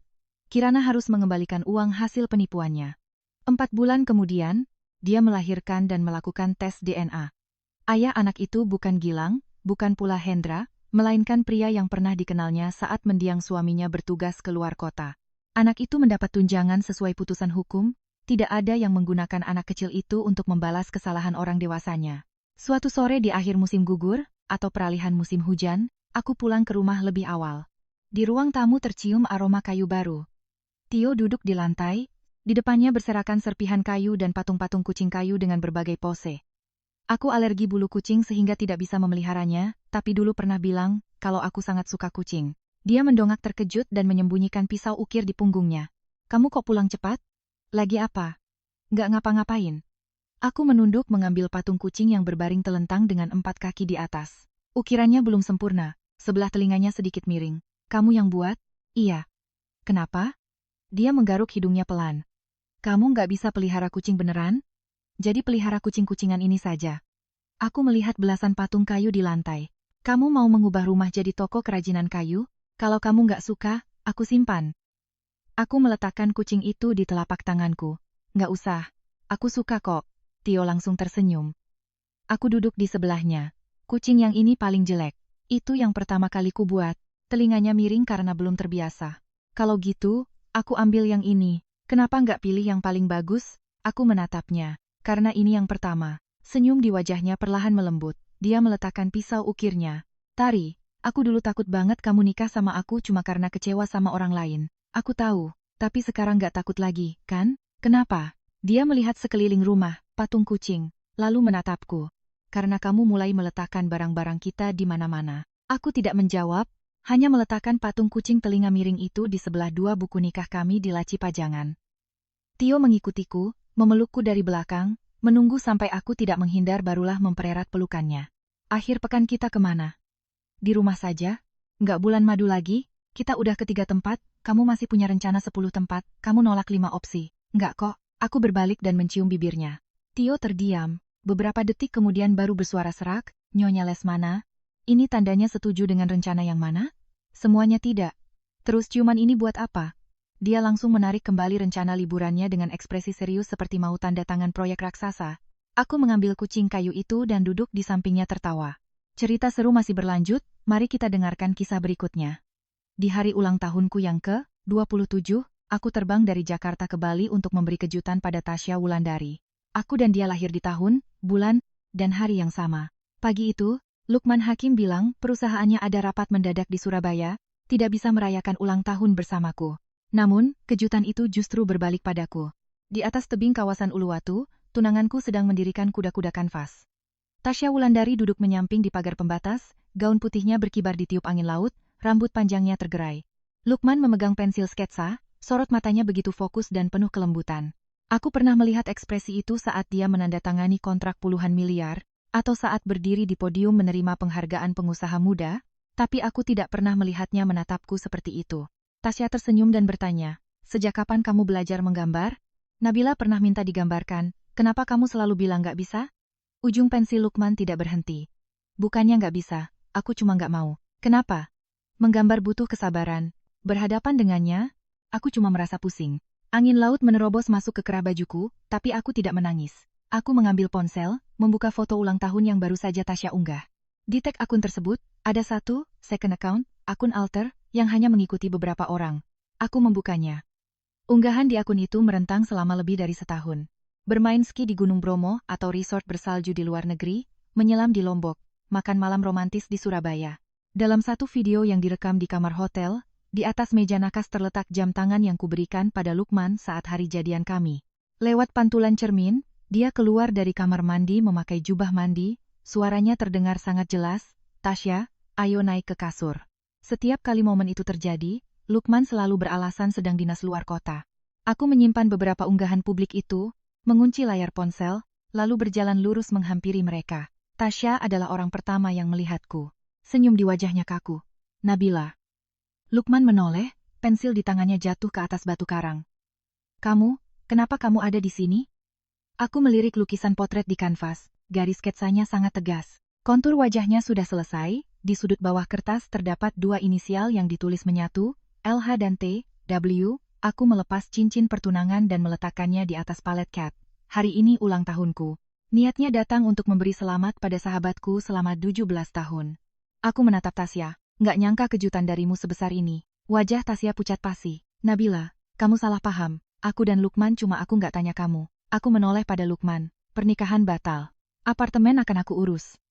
Biaya vendor yang hangus, pihak yang pesan yang tanggung sendiri." Lukman melangkah maju dan meraih pergelangan tanganku. "Hanya karena sebuah lukisan kamu bikin ribut begini?" Aku menatap tangannya yang mencengkeramku. "Nabila, jangan ada masalah sedikit langsung bilang putus. Hari ini juga ulang tahun Tasya." Aku mengentakkan tanganku darinya, lalu menampar wajahnya dengan keras. Suara tamparan berbaur dengan deburan ombak. Wajah Lukman terpaling ke samping. Tasya menjerit, buru-buru maju menopang Lukman. "Nabila, kenapa kamu mukul orang?" Aku mengibaskan pergelangan tanganku yang tadi dipegangnya. "Jangan pakai tangan yang baru saja menyentuhnya untuk menyentuhku." Lukman berbalik, rahangnya mengeras. "Kamu udah gila. Aku sangat waras." Aku menunjuk lukisan itu. "Satu pembohong, satu penyembunyi. Kalian berdua memang serasi. Cincin ku kembalikan, pernikahan ku batalkan, urusan kita selesai." Mata Tasya memerah, suaranya bergetar. "Aku benar-benar nggak bermaksud merusak hubungan kalian. Kalau kamu nggak nyaman, aku akan pergi sekarang juga. Kamu sudah duduk manis di dalam lukisan, buat apa pura-pura jadi figuran di luar bingkai?" Tasya tercekat. Aku tidak memberi mereka kesempatan menjelaskan lagi, langsung berbalik meninggalkan tebing itu. Lukman mengejarku 2 langkah. "Nabila Siregar, kalau kamu pergi hari ini, jangan harap aku mau ngemis-ngemis minta maaf." Aku tidak menoleh. Aku nggak butuh. Malam itu, aku duduk di kamar hotel dan melakukan 4 panggilan telepon berturut-turut. Panggilan pertama ke pihak wedding organizer. "Batalkan seluruh jadwal. Buat rincian uang yang sudah kubayarkan, dan kirimkan padaku. Tagihan tambahan yang dipesan pihak pria, tagih langsung padanya." Panggilan kedua pada Kak Rina, agen properti, valuasi apartemen sesuai harga pasar, foto ruangannya, dan iklankan minggu ini. Tidak perlu obral cepat, cari pembeli yang bisa bayar penuh. Panggilan ketiga ke manajemen gedung apartemen. "Besok aku pulang. Aku minta ganti kunci akses dan cabut izin akses Lukman Hakim. Apartemen itu atas namaku, berkas kepemilikan akan kukirim segera." Panggilan terakhir ke pengacara kontrak kerjaku. "Tolong periksa ulang berita acara serah terima proyek Taman Banyu Biru di firma Dwi Pantara. Aku curiga ada yang menggunakan dokumen kerjaku di luar batas kewajaran. Setelah selesai, barulah aku menelepon orang tuaku. Ayahku terdiam beberapa detik, lalu bertanya, "Kamu sudah memikirkannya matang-matang?" "Sudah, ya. Kalau begitu pulanglah untuk makan malam. Urusan ini biar kamu yang bereskan sendiri, kalau butuh bantuan orang, kasih tahu ayah." Ibuku tidak menyuruhku bersabar. Beliau hanya menanyakan jam penerbanganku, lalu meminta sopir menjemput. Saat aku mematikan telepon, ada 30 lebih panggilan tak terjawab. Lukman mengirim pesan panjang untuk menjelaskan. Dia bilang aku terlalu emosional, bilang mereka cuma teman, bilang perjalanan ke Bali karena Tasya sedang melewati masa sulit dan dia hanya mewakiliku merawatnya. Baris terakhir tertulis, "Tenangkan dirimu lalu telepon aku. Jangan jadikan masalah sepele ini jadi bahan tertawaan kedua keluarga." Aku hanya membalas satu kalimat, "Kamu yang jadi bahan tertawaan." Lalu aku memblokir nomornya. Keesokan paginya aku terbang kembali ke Jakarta. Lukman sudah berdiri di depan pintu apartemen. Dia masih memakai kemeja kemarin, matanya merah kurang tidur. Tasya tidak bersamanya, tapi shawl, bege, milik Tasya masih tergeletak di kursi belakang mobilnya di lobi. Aku turun dari mobil, menyerahkan koper pada staf lobi, lalu berjalan lurus ke arah lift. Lukman mencegatku. "Kamu beneran batalin pernikahan? Pengumumannya udah dikirim ke keluarga. Apa kamu harus sekejam ini?" Aku berhenti. "Kamu selingkuh lebih dari setahun, ikut campur urusan pekerjaanku, dan bilang aku kejam." Tatapan matanya berubah. "Kamu tahu urusan kantor?" Hanya satu kalimat itu, cukup untuk membuktikan keterlibatannya. Aku tersenyum dingin. "Terima kasih sudah ngaku sendiri." Dia langsung meralat. "Aku cuma minta Direktur Cipto di Dwi Pantara untuk memberimu cuti istirahat. Hasil, medical check-up-mu kurang bagus, kamu sering begadang. Aku lakuin itu karena peduli padamu, peduli padaku. Jadi kamu berikan posisiku pada Tasya?" Lukman terdiam kaku, aku menatapnya lurus. "Kamu pikir aku nggak tahu? Tasya punya kompetensi? Kebetulan posisinya kosong?" "Posisinya tidak kosong. Kamu memaksa orang menendangku keluar, lalu memasukkan dia ke kursiku." "Nabila, bahasamu jangan kasar begitu. Aku dan dia tidak pernah melewati batas." Aku melirik shawl di mobilnya. "Batasmu rendah sekali sampai ranjang hotel pun tidak terhitung batas, ya?" Dia terbungkam. Aku melangkah melewatinya. Lukman menahan bahuku. "Sebutkan syaratmu, pernikahan bisa ditunda. Apartemen jangan dijual. Urusan pekerjaan akan aku atur ulang." Aku membalikan badan dan menepis tangannya. "Kamu masih nggak ngerti. Aku nggak nuntut syarat. Aku menendangmu dari hidupku." Pintu lift terbuka. Aku melangkah masuk dan menekan tombol lantai. Sebelum pintu tertutup, aku melihat ekspresi tak percaya Lukman. Mungkin baru saat itu dia sadar bahwa kali ini aku tidak sedang menggertak. Aku benar-benar tidak membutuhkannya lagi. Aku mengganti kunci akses apartemen pagi itu juga. Apartemen ini dibeli dari tabungan dan investasiku jauh sebelum mengenal Lukman. Dia pernah mengusulkan untuk patungan dan menjadikan namanya di sertifikat, tapi aku menolak. Waktu itu dia tertawa dan bilang aku terlalu perhitungan. Sekarang kalau dipikir-pikir, perhitungan itulah yang menyelamatkanku dari masalah rumit. Jasa pindahan datang jam 10 pagi. Aku menunjuk barang-barang milik Lukman, meminta staf mengepaknya utuh dan mengirimkannya ke alamat perusahaannya. Menjelang siang, bel pintu berbunyi. Lewat layar intercom, aku melihat Tasya berdiri di luar, membawa kotak kue dan sebuket bunga lisiantius. Aku tidak membukakan pintu. Dia memencet bel 2 kali lagi, lalu menelepon pakai nomor baru. "Nabila, aku tahu kamu di dalam. Buka pintunya, kita bicara sebentar." "Tidak, kita udah temenan 17 tahun, masa persahabatan kita hancur cuma karena kesalahpahaman?" "Persahabatan yang mana?" "Hening di seberang sana." Aku menatap layar CCTV lorong, suaraku datar. "Persahabatan yang kamu pakai untuk memantau jadwalku, atau persahabatan yang kamu pakai untuk tidur dengan tunanganku?" "Kamu jangan ngomong sembarangan. Aku dan Lukman benar-benar aku sudah lihat akun, alter-mu, wajahnya di layar CCTV menegang. Aku melanjutkan, sejak Maret tahun lalu. Gunung Bromo, Lombok, Surabaya, Bali. Mau kubacakan tanggalnya satu-satu?" Tasya mencengkeram erat buket bunganya. "Nabila, soal perasaan gak bisa dinilai siapa benar siapa salah. Lukman selalu tertekan sama kamu. Dia bilang kamu selalu sibuk, gak pernah ngertiin dia." Aku tertawa lepas. "Kamu kesini mau minta maaf atau mau deklarasi jadi istri sah? Bukan gitu. Aku cuma mau aku ngaku salah supaya kalian berdua merasa suci. Bawa pulang kuemu." Aku takut ngotorin lantai rumahku. Tasya tidak bisa lagi mempertahankan nada lembutnya. "Nabila Siregar, kamu tuh selalu sombong begini. Kamu tahu nggak capeknya sama kamu? Kamu pintar, kamu mandiri, kamu bisa semuanya sendiri, sampai-sampai cowok di sampingmu merasa nggak berguna." Jadi kamu membantunya merasa berguna di atas ranjang? Wajahnya memerah padam. Aku tidak memberinya jeda untuk menyela. Satu hal lagi. Ku dengar kamu mau masuk firma Dwi Pantara. Sorot mata Tasya memancarkan kebanggaan, meski mulutnya sok merendah. Direktur Cipto menghargai kemampuanku. Lukman cuma bantu kenalin doang. Posisi apa? Desainer utama proyek Taman Banyu Biru tahap 2, akhirnya dia menyebutkannya. Aku menatap wajah yang pernah menjadi sahabatku selama 17 tahun itu. Konsep desain tahap 2 itu sudah kuselesaikan 80%. Kamu mau apakan desainku? Tasa membuang muka. Itu aset perusahaan. Kamu udah serah terima. Aku cuma serah terima progres kerja, tidak pernah mengalihkan hak cipta. Soal itu kamu urus aja sama perusahaan. Aku cuma ikut arahan. Bagus, aku mengangguk. Masuklah ke sana. Tasya mendongak. Mungkin tidak menyangka, aku akan setuju secepat itu. Aku menatapnya tajam lewat lensa kamera. Intercom. Tapi kalau sudah menempelkan namamu di karya orang lain, pegang baik-baik. Jangan sampai suatu hari nanti nama itu, yang akan memakukanmu di tiang rasa malu.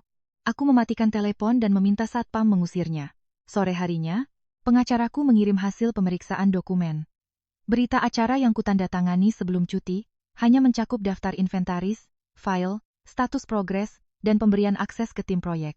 Tidak ada satu baris pun yang mengizinkan pergantian nama desainer utama, apalagi klausul pengalihan hak cipta pribadi. Aku sudah membacanya teliti sebelum tanda tangan. Salinan fisiknya ditandatangani kedua belah pihak. Salinan digitalnya tersimpan di email kantor dan hard disk pribadiku. Lukman tidak bisa menyulapku jadi orang bodoh yang menyerahkan pisau pada musuh. Aku merangkum sebuah surat pemberitahuan singkat untuk HRD, tim proyek, dan Direktur Cipto. Isinya cuma 3 poin. Aku mempertahankan hak cipta atas seluruh konsep yang kukerjakan. Segala pergantian nama penanggung jawab harus mendapat persetujuan tertulis dariku. Jika dokumen digunakan di luar batas serah terima, aku akan menuntut audit data, file, mentah. Aku tidak mengirimkannya ke media massa atau mengancam gugatan hukum. Aku cuma menanam patok yang jelas, agar mulai hari ini tidak ada yang bisa beralasan tidak tahu. Direktur Cipto meneleponku hampir seketika. Nabila, apa maksudmu dengan email ini? Saya sudah menuliskannya dengan sangat jelas. Tasya hanya melanjutkan proyeknya. Perusahaan tidak ada niat merebut hasil kerjamu. Kalau begitu, biarkan nama saya tetap ada di bagian yang saya kerjakan. Pria itu terdiam. Aku sudah tahu jawabannya, Direktur Cipto. Kalau permintaan itu terlalu sulit, kita tunggu saja sampai harus buka-bukaan data. Aku menutup telepon. 3 hari kemudian, apartemenku ada yang menawar dengan harga mendekati harga pasar.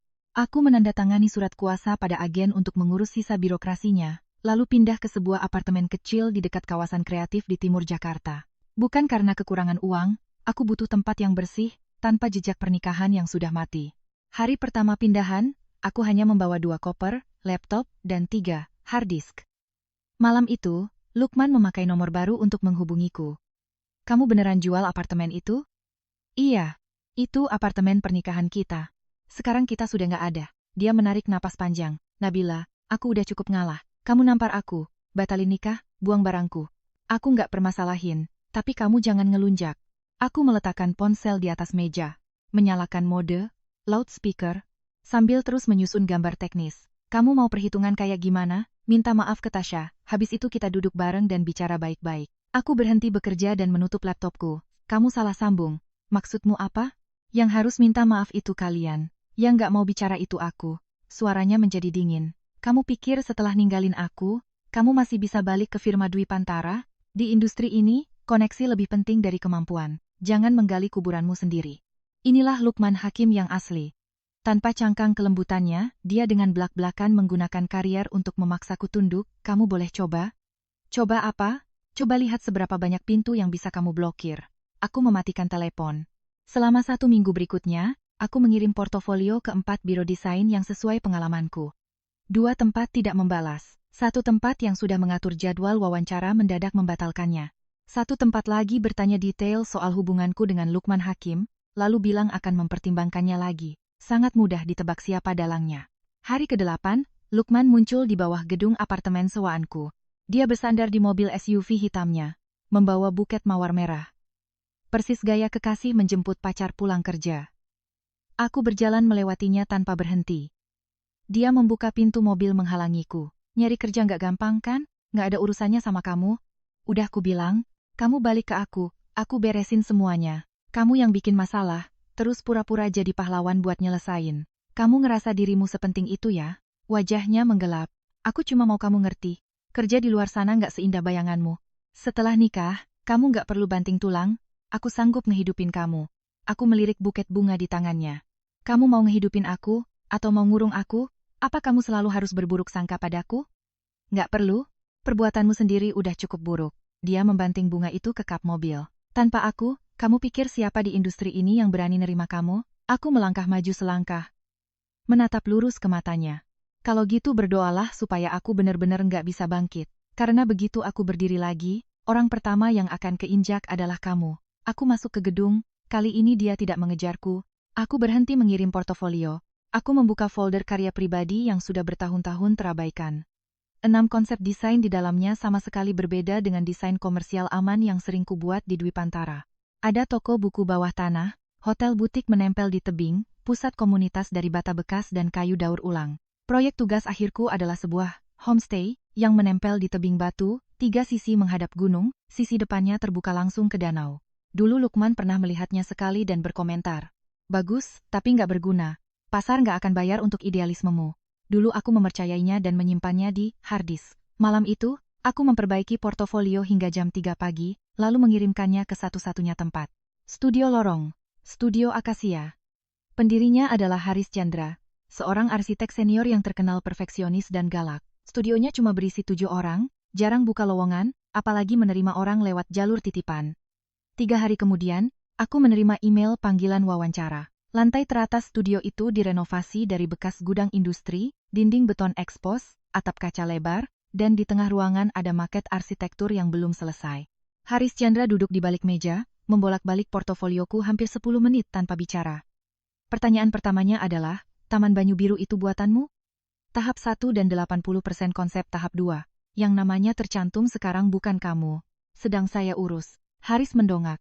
Kamu nggak buru-buru? Data mentahnya ada di saya. Semakin banyak pencurinya membubuhkan tanda tangan, nanti semakin susah dia cuci tangan. Mata Haris terpaku pada wajahku beberapa detik, lalu membalik halaman ke proyek, homestay, tebing batu. Kenapa belum dibangun? Dulu saya nggak punya lahan, nggak punya modal, dan nggak ada yang percaya ini bisa dibangun. Sekarang ada. Haris menyodorkan map dokumen ke arahku. Isinya peta topografi lahan di lereng Gunung Kintamani, menghadap Danau Batur. Saya punya lahan, anggaran cukup, tim bisa kamu pilih sendiri. Dalam 5 bulan, jadikan ini karya yang bisa mencantumkan namamu. Aku tidak langsung menerima. Syaratnya, jangan bawa kebiasaan dari firma Dwi Pantara ke sini. Jangan memanjakan kemauan pasar. Jangan memanjakan saya. Cukup bertanggung jawab pada desain dan konstruksinya. Aku menutup map itu. Kapan saya mulai? Senin. Posisi. Desainer utama independen. Aku berdiri dan mengulurkan tangan. Terima kasih, Pak Haris. Haris Chandra tidak langsung menjabatnya. Dia menatapku dengan datar. Saya tidak sedang menyelamatkanmu. Saya hanya menggunakan orang yang punya nilai kompeten. Aku mengangguk. Kalau begitu kita sangat cocok. Untuk pertama kalinya dalam wawancara itu, sudut bibir Haris sedikit berkedut. Aku mulai bekerja di studio Akasia pada Senin pagi. Penanggung jawab struktur bernama Kevin, 2 tahun lebih muda dariku.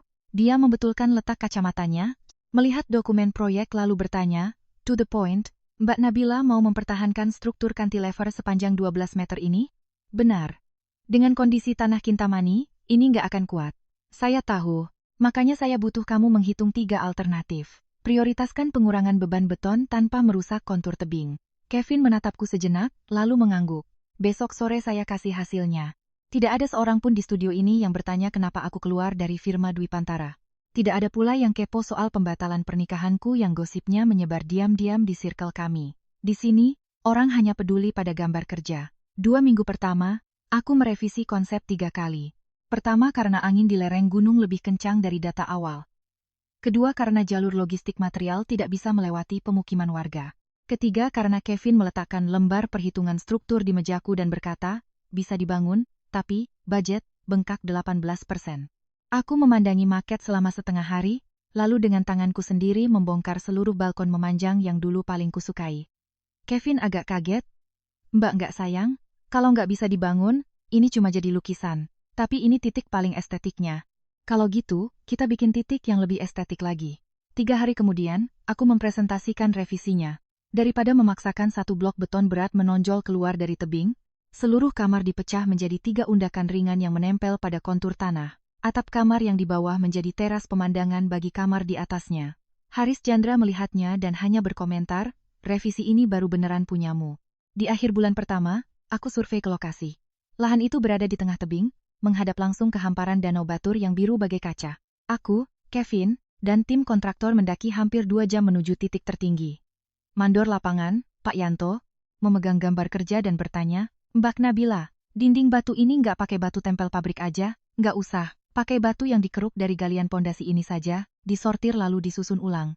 Permukaannya nggak rata, di foto nanti kurang kinclong loh. Saya nggak bikin studio foto. Saya bikin rumah yang memang milik gunung ini. Pak Yanto menatapku lalu tertawa. Siap. Kalau Mbak bilang begitu, kami kerjakan. Aku tinggal di site proyek selama lebih dari sebulan. Siangnya mengecek elevasi, material, dan detail, waterproofing. Malamnya merevisi gambar kerja menyesuaikan kondisi lapangan. Pernah terjadi hujan badai yang merusak akses jalan material. Tim kontraktor mau meliburkan proyek 2 minggu, tapi aku dan Kevin turun gunung mensurvei rute memutar, menyewa gudang sementara di bawah, lalu memecah material untuk diangkut pakai mobil pikap kecil. Proyek jalan terus dari pagi sampai malam. Masa lalu tidak punya celah untuk menyelinap ke kehidupanku. Nama Lukman Hakim murni hanya tinggal nama di daftar blokir. Awal bulan kedua, Fajar, mantan rekan kerjaku di Dwi Pantara menelepon. Mbak Nabila, Tasya lagi presentasi konsep tahap 2 Taman Banyu Biru. Ya, itu gambarku. Dia cuma ganti material sama beberapa merek, furniture. Nama desainer utamanya nama dia. Aku meletakkan pensilku. HRD nyimpan surat teguran hak cipta yang pernah kukirimkan? Ada, tim proyek juga nerima semua. Mbak nggak perlu ngapa-ngapain, simpan aja notulen rapat dan dokumen rilis resminya. Suara Fajar mengecil, Mbak biarin aja dia pakai desain itu, dia udah tanda tangan belum? Udah. Itu cukup, aku tidak diam karena takut. Sejak keluar dari Dwi Pantara, aku sudah mencadangkan seluruh data mentah, raw file, riwayat editan, email dengan klien, dan notulen si rapat. Pengacaraku juga sudah menyegel salinan data itu di lembaga notaris independen. Aku tidak perlu buru-buru merebut kembali konsep desain yang belum matang. Aku butuh Tasya sendiri yang mempublikasikannya, memakainya untuk naik jabatan, menerima bonus, dan menikmati ketenaran.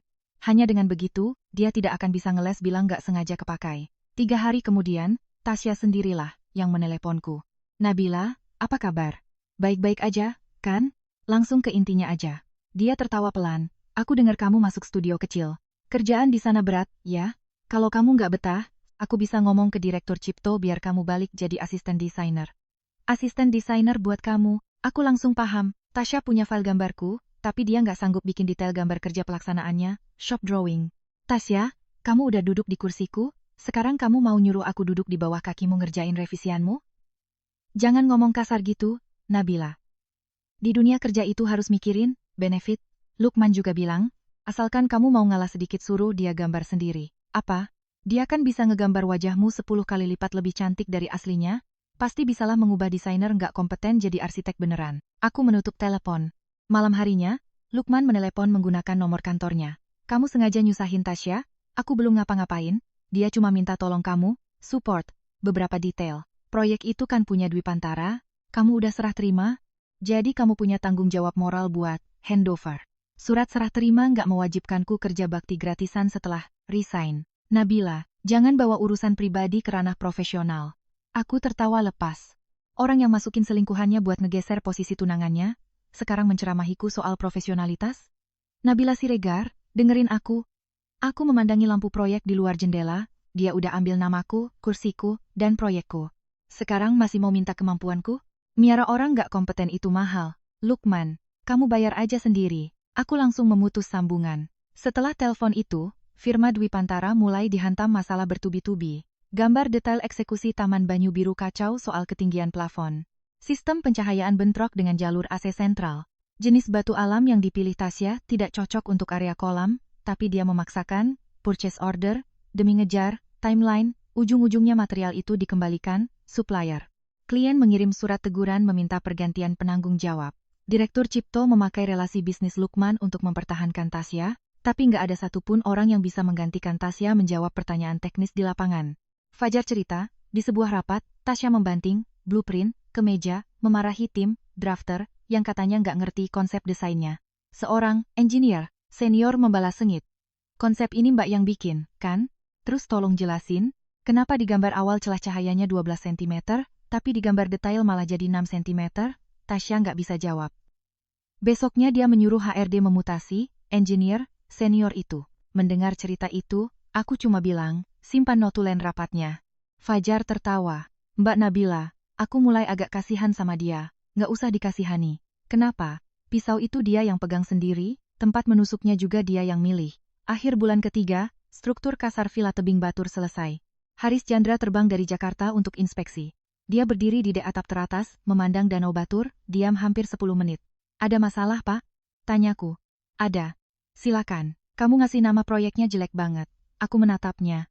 Haris menunjuk 3 lantai bangunan yang merayap di tebing. Ini bukan rumah, di samping, tebing. Ini bangunan yang tumbuh dari tebing. Kalau gitu, Bapak aja yang kasih nama. Dia menggeleng. Karyamu, kamu kasih nama sendiri. Pada akhirnya aku tetap pakai nama lamanya, Villa Tebing Batur. Tidak puitis, tapi jujur dengan hari pertama aku menggambarnya. 1 minggu kemudian, Studio Akasia menerima undangan, Jakarta Design Week. Haris meletakkan map di mejaku. Proyekmu masuk pameran utama. Aku membalik daftar pesertanya. Di baris ketiga tertulis, Firma Desain Dwi Pantara, Proyek Taman Banyu Biru Tahap 2. Desainer utama, Tasya Wulandari. Kevin yang berdiri di sebelahku bersiul pelan. Kebetulan yang epik. Aku menutup map. Bukan kebetulan, dia butuh panggung untuk ngebuktiin dirinya. Kalau Mbak, aku butuh panggung untuk memamerkan karyaku. Kevin tersenyum. Beda ya, beda. Aku melihat namaku di surat undangan. Aku nggak perlu membuktikan siapa diriku dengan cara nginyek nama orang lain. Hari pembukaan pameran. Aku memakai setelan jas putih simple, rambut diikat rendah. Area pameran Studio Akasia ada di sebelah kanan pintu masuk, memajang maket arsitektur, gambar detail, dan video dokumenter, time-lapse, konstruksi. Pengunjung yang datang lebih ramai dari perkiraan. Seorang investor bertanya padaku, kenapa aku nggak meratakan saja tebingnya untuk menekan biaya? Aku menjawab, kalau diratakan memang lebih gampang dibangun, tapi kalau begitu bangunannya bisa ditaruh di mana saja. Saya mau orang yang masuk tahu bahwa mereka sedang berada di Kintamani, bukan di dalam kloningan hotel kota. Di belakangku terdengar ketukan sepatu hak tinggi. Nabila, aku menoleh. Tasya memakai gaun hitam, menggandeng lengan Lukman Hakim. Di dadanya tersemat Nametak, desainer utama firma Dwi Pantara. Dia melihat maket di belakangku, keterkejutan melintas di matanya sesaat sebelum diganti senyum sok akrab. Ternyata beneran kamu yang bikin? Aku nggak tahu kamu punya gaya desain kayak gini. Aku juga nggak tahu kamu punya gaya desainku. Senyum di bibir Tasya langsung kaku. Lukman mengerutkan kening. Nabila, ini tempat umum. Tolong jaga bicaramu. Aku melirik lengan Tasya yang menggandengnya. Kalian udah, go public? Tasya buru-buru menarik tangannya, suaranya melembut. Lukman cuma nemenin aku sebagai support, kamu jangan salah paham, aku nggak salah paham. Aku merapikan papan nama di depan maketku. Barang yang udah aku buang, mau dipakai kayak gimana sama siapa, nggak ada urusannya denganku. Wajah Lukman seketika mendingin. Apa kamu harus bicara setajam itu? Aku lagi melayani tamu. Kalau kalian berdua cuma mau role play, jadi pasangan tersakiti, silakan pindah ke booth sebelah. Aku menatap Tasya. Nanti sore ada sesi penjurian terbuka. Desainer utama harus menjawab pertanyaan juri. Siapkan dirimu baik-baik. Kepanikan memancar di mata Tasya. Aku tidak bicara lagi dan kembali menjelaskan proyekku pada pengunjung. Sesi penjurian dimulai jam 2 siang. Taman Banyu Biru dipresentasikan lebih dulu. Tasya berdiri di panggung, membacakan naskah presentasi yang sudah disiapkannya dengan lancar. Sampai juri bertanya, kenapa sumbu cahaya utamanya digeser 15 derajat dari denah ruang? Dia terdiam 5 detik. Itu untuk menciptakan efek visual yang lebih baik. Juri lain menyela. Efek visual seperti apa? Secara denah, fasadnya menghadap barat daya. Sudut 15 derajat ini biasanya untuk menghindari silau matahari sore sekaligus menarik pantulan cahaya dari kolam ke lobi. Tapi di shop drawing, arah itu malah ditutup penuh pakai sistem blind kerai. Kenapa? Keringat dingin muncul di dahi Tasya. Tim teknis yang mengubahnya sendiri di lapangan. Ketua tim teknis Dwi Pantara yang duduk di bangku penonton, langsung berubah pucat wajahnya. Pertanyaan kedua soal material batu. Pertanyaan ketiga soal struktur plafon. Nggak ada satupun yang bisa dijawabnya dengan tuntas. Saat turun dari panggung, wajahnya putih pucat. Lukman berdiri menyambutnya, berbisik pelan, dan Tasya langsung menangis, bertingkah seolah seluruh dunia baru saja membulinya. Tiba giliranku. Aku tidak pakai teks. Aku mempresentasikan 3 keputusan radikal yang mengubah proyekku, menghapus cantilever berat, memakai batu kerukan tebing, dan memecah masa bangunan mengikuti kontur lahan. Juri bertanya, kenapa aku berani membuang desain awal padahal dokumen gambarnya sudah setengah jalan? Aku menjawab, karena kalau salah, ya harus direvisi. Mempertahankan ego nggak akan bikin bangunan berdiri kokoh. Tepuk tangan bergema di ruang auditorium. Aku turun dari panggung tepat waktu, tanpa sedikit pun menoleh ke area Firma Dwipantara. Malam itu, Villa Tebing Batur meraih penghargaan Best Space Design of the Year. Saat namaku muncul di layar raksasa, Haris Chandra hanya mengangguk pelan. Kevin bertepuk tangan sampai telapak tangannya merah. Aku naik ke panggung menerima piala. MC bertanya apa pesan yang ingin kusampaikan untuk desainer muda yang sedang menghadapi kesulitan. Aku memegang mikrofon. Jangan pernah biarkan orang lain yang menentukan harga dari kemampuanmu. Hanya satu kalimat itu. Aku menunduk berterima kasih lalu turun. Setelah malam penghargaan, Lukman menghadangku di lorong luar. Dia melihat piala di tanganku, ekspresinya rumit. Aku nggak nyangka kamu bisa melangkah sejauh ini. Aku berhenti. Maksudmu? Nggak nyangka apa yang kamu tahu soal aku? Karena aku tahu persis, makanya aku maksa Dwipantara nyingkirin kamu, ngeblokir lowonganmu di perusahaan lain, dan bilang aku bakal ngehidupin kamu. Aku menatap lurus ke arahnya. Kamu takut aku berdiri lebih tinggi dari kamu. Kamu nggak mencintaiku. Kamu cuma mau aku jadi burung penurut di dalam sangkar yang kamu siapkan. Lukman meremas gelas wine di tangannya. Aku lakuin itu supaya kita punya lebih banyak waktu buat berdua. Waktu berdua yang kamu habiskan sama Tasya. Dengar ya, aku udah nggak peduli berapa kali kalian tidur bareng. Aku memotongnya tajam. Aku juga nggak peduli kamu cinta sama siapa. Satu-satunya hal yang akan aku perhitungkan sama kamu adalah apa yang sudah kamu renggut dari pekerjaanku. Lukman menatapku lama, lalu suaranya merendah. Nabila, apa benar-benar nggak ada kesempatan lagi buat kita? Sejak hari kamu selingkuh, kamu udah kehilangan hak buat nanya kalimat itu. Aku berjalan melewatinya. Di ujung lorong yang gelap, Tasya berdiri. Tatapannya menyorot tajam ke piala di tanganku, tak ada lagi sisa kelembutan pura-pura di sana. Aku tahu dia nggak akan berhenti sampai di sini. Dan aku juga sedang menunggunya bergerak. 3 hari pasca malam penghargaan, sebuah artikel viral muncul di forum komunitas desain arsitektur. Judulnya sangat memancing klik, desainer muda pemenang penghargaan dituding plagiat konsep Firma Dwipantara. Di bawahnya terpampang deretan foto perbandingan antara Villa Tebing Batur dan Taman Banyu Biru. Mereka melingkari beberapa lengkungan garis, pola batu alam, dan menyimpulkan bahwa kedua proyek itu memiliki bahasa desain yang identik secara tidak wajar. Di akhir artikel, dilampirkan potongan berita acara serah terima proyek yang ada tanda tanganku. Dalam 2 jam, artikel itu disebar ke berbagai media industri. Siang harinya, panitia penghargaan mengirim surat memintaku memberi klarifikasi. Tasya juga nge-WA aku, Nabila, aku baru tahu beritanya. Jangan khawatir, kalau kamu butuh, aku bisa kasih statement publik bahwa kamu pernah ikut proyek Taman Banyu Biru. Aku melihat pesan itu lalu tertawa. Dia nggak bilang aku, desainer aslinya, dia bilang aku, pernah ikut. Satu trik kalimat untuk menyihir kreator utama jadi sekadar asisten. Aku forward, semua, link, artikel itu ke pengacara dan Haris Chandra. Haris langsung menelepon. Perlu studio rilis klarifikasi resmi? Belum? Nunggu apa lagi? Nunggu Firma Dwipantara resmi mempublikasikan tuduhan itu pakai nama perusahaan mereka. Haris terdiam sedetik. Boleh. Tapi jangan nunggu terlalu lama. Sore itu juga, Firma Dwipantara mengeluarkan rilis pers. Mereka mengklaim Taman Banyu Biru adalah masterpiece, kolektif firma yang dipimpin oleh Tasya Wulandari di tahap 2. Mereka menuntutku berhenti menggunakan elemen desain yang menjadi hak cipta perusahaan. Begitu rilis itu tayang, telepon dari Lukman masuk. Aku mengangkatnya. Suaranya sangat tenang. Ketemu aku sekali, Tasya akan mencabut laporannya, Dwipantara juga bisa merevisi pernyataan mereka. Syaratnya kamu kembali padaku. Kita nggak usah langsung nikah, kita mulai lagi dari awal. Aku melihat layar komputermu, rilis pers Dwipantara masih terpampang. Kamu yang jadi dalangnya, kamu cuma nggak mau aku pergi terlalu jauh. Nabila, kamu menang satu penghargaan bukan berarti kamu kuat melawan seluruh firma Dwipantara. Skandal plagiarisme bisa menghancurkan kariermu. Jadi ceritanya kamu lagi menyelamatkanku? Kasih aku jalan keluar? Aku tertawa pelan. Nggak usah repot-repot dicabut. Hening di ujung sana. Aku melanjutkan. Kalian berdua udah susah-susah gali lubang sedalam ini. Sayang banget kalau aku biarin kosong. Nabila, jangan pura-pura kuat. Aku nggak pura-pura. Aku menutup telepon, lalu mengirim balasan resmi ke panitia penghargaan. Aku meminta diadakan sidang validasi karya secara terbuka dengan menghadirkan firma Dwipantara, owner, Taman Banyu Biru, dan pihak-pihak terkait. Aku cuma menulis satu baris di akhir email. Saya bertanggung jawab penuh secara hukum atas segala bukti material yang saya sampaikan. Dwi Pantara nggak bisa menolak. Mereka sudah menuduh secara publik. Kalau mereka nggak berani adu data, mereka sendiri yang akan hancur reputasinya. Sidang ditetapkan 5 hari kemudian. Selama 5 hari itu, aku nggak buang waktu berdebat di media sosial. Bersama pengacara, aku menyusun timeline digital forensik. Fajar, mantan rekanku, mengirimkan backup, notulen rapat, email penugasan, dan SK internal Dwi Pantara. Klien Taman Banyu Biru memberikan log percakapan, WhatsApp, dan email langsung denganku selama fase 1. Kevin bantu aku merapikan metamorfosa Villa Tebing Batur dari mulai draft, tugas akhir kuliah 4 tahun lalu, revisi lapangan, sampai foto konstruksi final.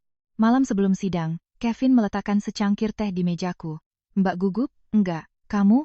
Aku iya. Kenapa? Takut besok mereka nangisnya nggak estetik. Aku meliriknya tajam. Kevin berdehem tipis lalu menarik kursinya agak jauh. Saya cuma jujur, Mbak. Sidang pembuktian digelar di Auditorium Ikatan Arsitek Indonesia, IAII, tingkat kota. Tidak disiarkan, live, untuk umum, tapi dihadiri perwakilan media arsitektur, panitia penghargaan, investor, dan seluruh tim inti proyek terkait. Tasya datang bersama Direktur Cipto. Lukman duduk di kursi barisan belakang berkapasitas sebagai mitra strategis Dwi Pantara. Tasya memakai jas warna krem, riasannya dibikin pucat. Begitu melihatku, dia langsung nyamperin. Nabila, sekarang masih belum terlambat. Asalkan kamu ngaku sebagian idemu ngambil dari Taman Banyu Biru, aku bakal mohon ke perusahaan buat nggak nuntut kamu ke pengadilan. Aku menatapnya. Kamu takut? Aku cuma nggak mau kamu kehilangan semuanya. Urus aja dirimu sendiri.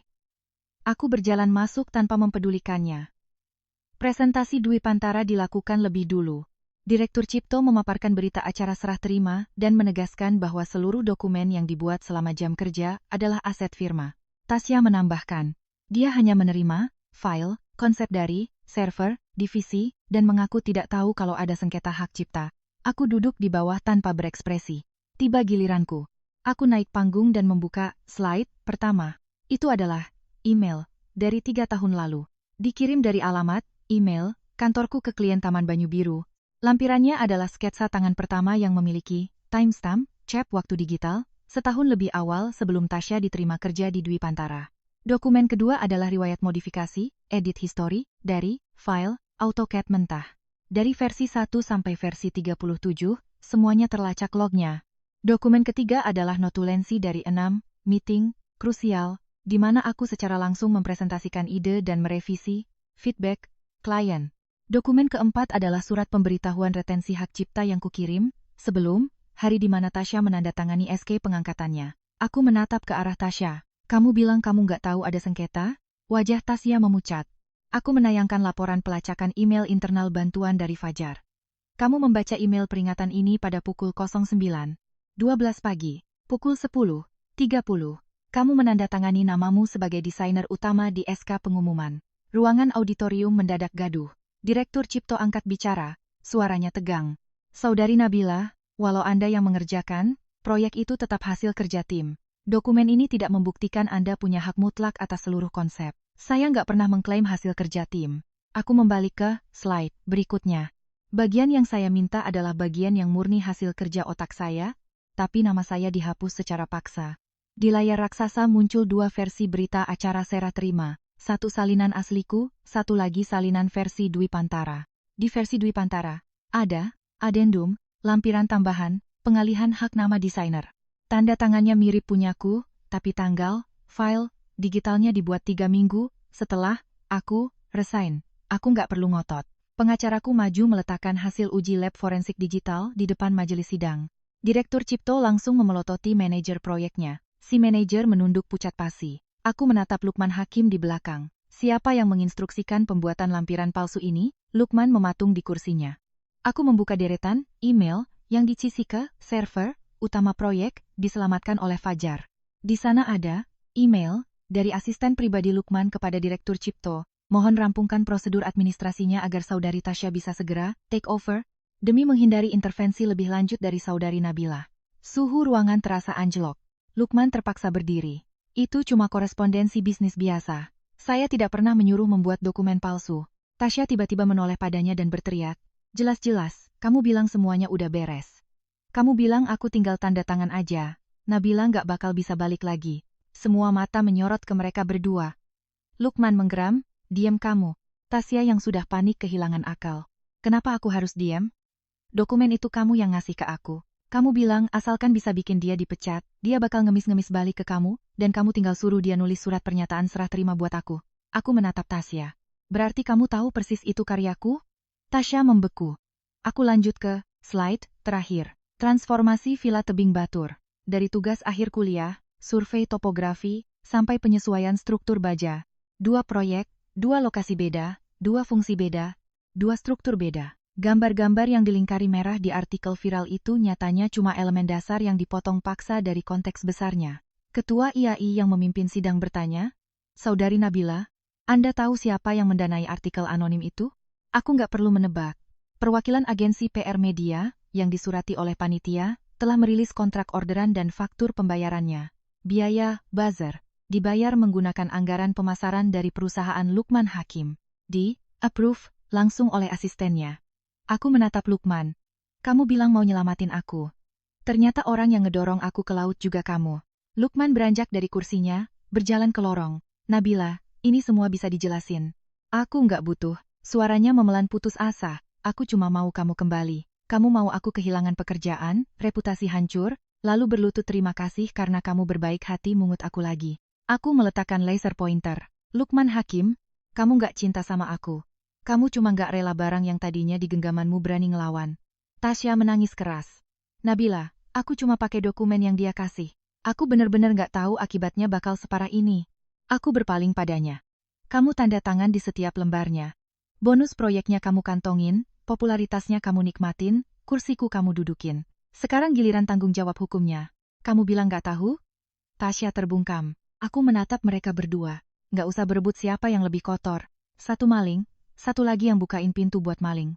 Nggak ada yang inosen di sini. Kesimpulan sidang diketuk hari itu juga. Panitia penghargaan memvalidasi bahwa Villa Tebing Batur adalah karya independen murni, status pemenangnya tidak dicabut. IAI mewajibkan firma Dwi Pantara memulihkan kredit title, asli Taman Banyu Biru, dan menginvestigasi pemalsuan dokumen. Aku nggak repot-repot nungguin Lukman dan Tasya berantem di lobi. Saat aku melangkah keluar dari gedung IAI, Fajar berlari menyusulku dengan wajah merah kegirangan. Mbak Nabila, gila, puas banget tadi. Nanti malam kamu kirim balik semua data mentah itu ke cloud pengacaraku ya. Bang gak seneng? Aku melihat jam. Masih ada, meeting, jam 4 sore. Kevin yang jalan di belakangku tertawa ngakak. Kan udah ku bilang, Mbak Nabila datang bukan buat debat kusir. Dia datang buat buang sampah. 3 hari kemudian, firma Dwi Pantara memuat permohonan maaf resmi di koran. Nama Tasya Wulandari dihapus dari seluruh database proyek. Dia dipecat tidak hormat dan dituntut mengembalikan uang bonus proyek. Beberapa bawahan yang pernah diintimidasi Tasya untuk memalsukan data lapangan kompak lapor ke HRD, membuat rekam jejak karirnya hancur lebur sampai nggak ada biro arsitek yang mau nerima dia lagi. Direktur Cipto diskors dari jabatannya. Owner, Taman Banyu Biru memutus kontrak eksklusif dengan Dwi Pantara dan menawariku kembali untuk membereskan kekacauan proyek. Aku menolak tawaran. In-house, hanya mau tanda tangan sebagai konsultan independen untuk memperbaiki fatal error struktur. Perwakilan manajemen Dwi Pantara sempat membujuk, Mbak Nabila benar-benar nggak mau pertimbangkan kembali ke firma kami? Kami tawarkan posisi direktur desain. Aku mengembalikan kartu namanya. Tempat yang pernah menghapus nama saya secara diam-diam, nggak pantas majang nama saya untuk kedua kalinya. Perusahaan Lukman juga kena imbas telak. Bukti bahwa dia menggunakan pengaruh korporat untuk memblokir rekrutmen personal, menyewa, buzzer, kampanye hitam, dan mengintervensi mitra bisnis bocor sampai ke meja Dewan Komisaris. Rencana, funding, pendanaan investor, seri terbarunya dibatalkan sepihak. Dia dinonaktifkan dari kewenangan operasional. Perusahaannya memang gak langsung kolaps, tapi kekuasaan yang dia bangun bertahun-tahun rontok bata demi bata, persis seperti skenario yang pernah dia rancang untuk menghancurkan karierku. Tasya gak bertahan lama dengannya. Setelah dipecat, Tasya membocorkan cat-cat pribadi mereka ke internet demi ngebuktiin bahwa dia diperdaya. Lukman balas nyerang pakai bukti kalau Tasya yang gatel ngegoda duluan. Dulu mereka menyebut hubungan itu rahasia paling manis. Saat untungnya habis, rahasia itu cuma jadi setumpuk sampah yang saling mereka lemparkan ke muka masing-masing. 1 bulan kemudian, Villa Tebing Batur, grand opening. Hari itu, aku berdiri di rooftop tebing tertinggi. Angin dari Danau Batur menerpa dinding batu vulkanik, membawa aroma embun dan rumput basah. Haris Chandra meletakkan sebuah akta notaris di depanku. Pembentukan divisi desain otonom. Studio Akasia yang setor modal, aku yang jadi direktur utamanya. Aku membalik halaman pertama. Persentase sahamnya terlalu menguntungkan saya, Pak. Karena nilai jualmu setara itu. Namanya terserah kamu. Aku mikir beberapa detik. Ruang Putih Nabila. Haris mengangguk. Lumayan, nggak sejelek nama bangunannya. Kevin yang dari tadi berdiri di dekat kami langsung tertawa, tapi buru-buru buang muka saat aku menatapnya. Sore harinya, sebuah SUV hitam berhenti di bawah kaki tebing. Lukman Hakim turun dari mobil. Tubuhnya lebih kurus, nggak ada lagi aura rapi dan flawless, seperti dulu. Satpam mencegatnya, tapi aku nyuruh Satpam membiarkannya naik. Ada hal-hal yang memang harus ditamatkan dengan satu titik yang jelas. Dia berdiri menatap prasasti tembaga bertuliskan namaku sebagai desain utama. Lama sekali baru dia bersuara. Nabila, dulu aku pikir kamu cuma ngambek beberapa hari aja. Aku tahu, kalau hari itu di Bali. Aku nggak ngelakuin semua hal bodoh setelahnya, apa kita masih ada kesempatan? Matanya merah memelas. Aku benar-benar mau nikahin kamu? Mau menikahi nggak sama dengan tahu cara menghargai. Kamu bisa ngerubah kelakuanmu, tapi aku udah nggak butuh. Aku menatapnya tanpa riak emosi. Kamu kehilangan aku bukan di hari aku mergokin kalian di Bali. Kamu kehilangan aku di detik pertama kamu memakai kepercayaanku untuk nutupin perselingkuhanmu, lalu pakai alasan cinta buat matahin sayap karirku. Lukman terdiam menunduk. Aku melangkah melewatinya. Kali ini, dia nggak berani menahanku. Malam itu, setelah tamu, grand opening, terakhir pulang, Kevin menyodorkan sebotol air mineral padaku. Mbak masih sibuk? Ada apa? Saya mau ngajak Mbak makan malam. Aku menatapnya menyelidik. Dalam kapasitas apa? Kevin membetulkan letak kacamatanya, jarang-jarang dia kelihatan nervus. Kapasitas seseorang yang lagi minta kesempatan, bukan orang yang kepo atau ngerasa berhak. Aku menerima botol air itu. Makan di mana? Matanya langsung berbinar. Di bawah gunung ada warung ikan bakar enak banget. Ayo, kami berjalan beriringan menuruni jalur setapak berbatu. Di belakang kami, lampu-lampu kekuningan dari Villa Tebing Batur menyala berurutan di setiap undakan tebing, memantul di permukaan danau. Pada prasasti perunggu di depan pintunya, hanya ada namaku terpahat di sana. Jelas, utuh, dan tak tergantikan.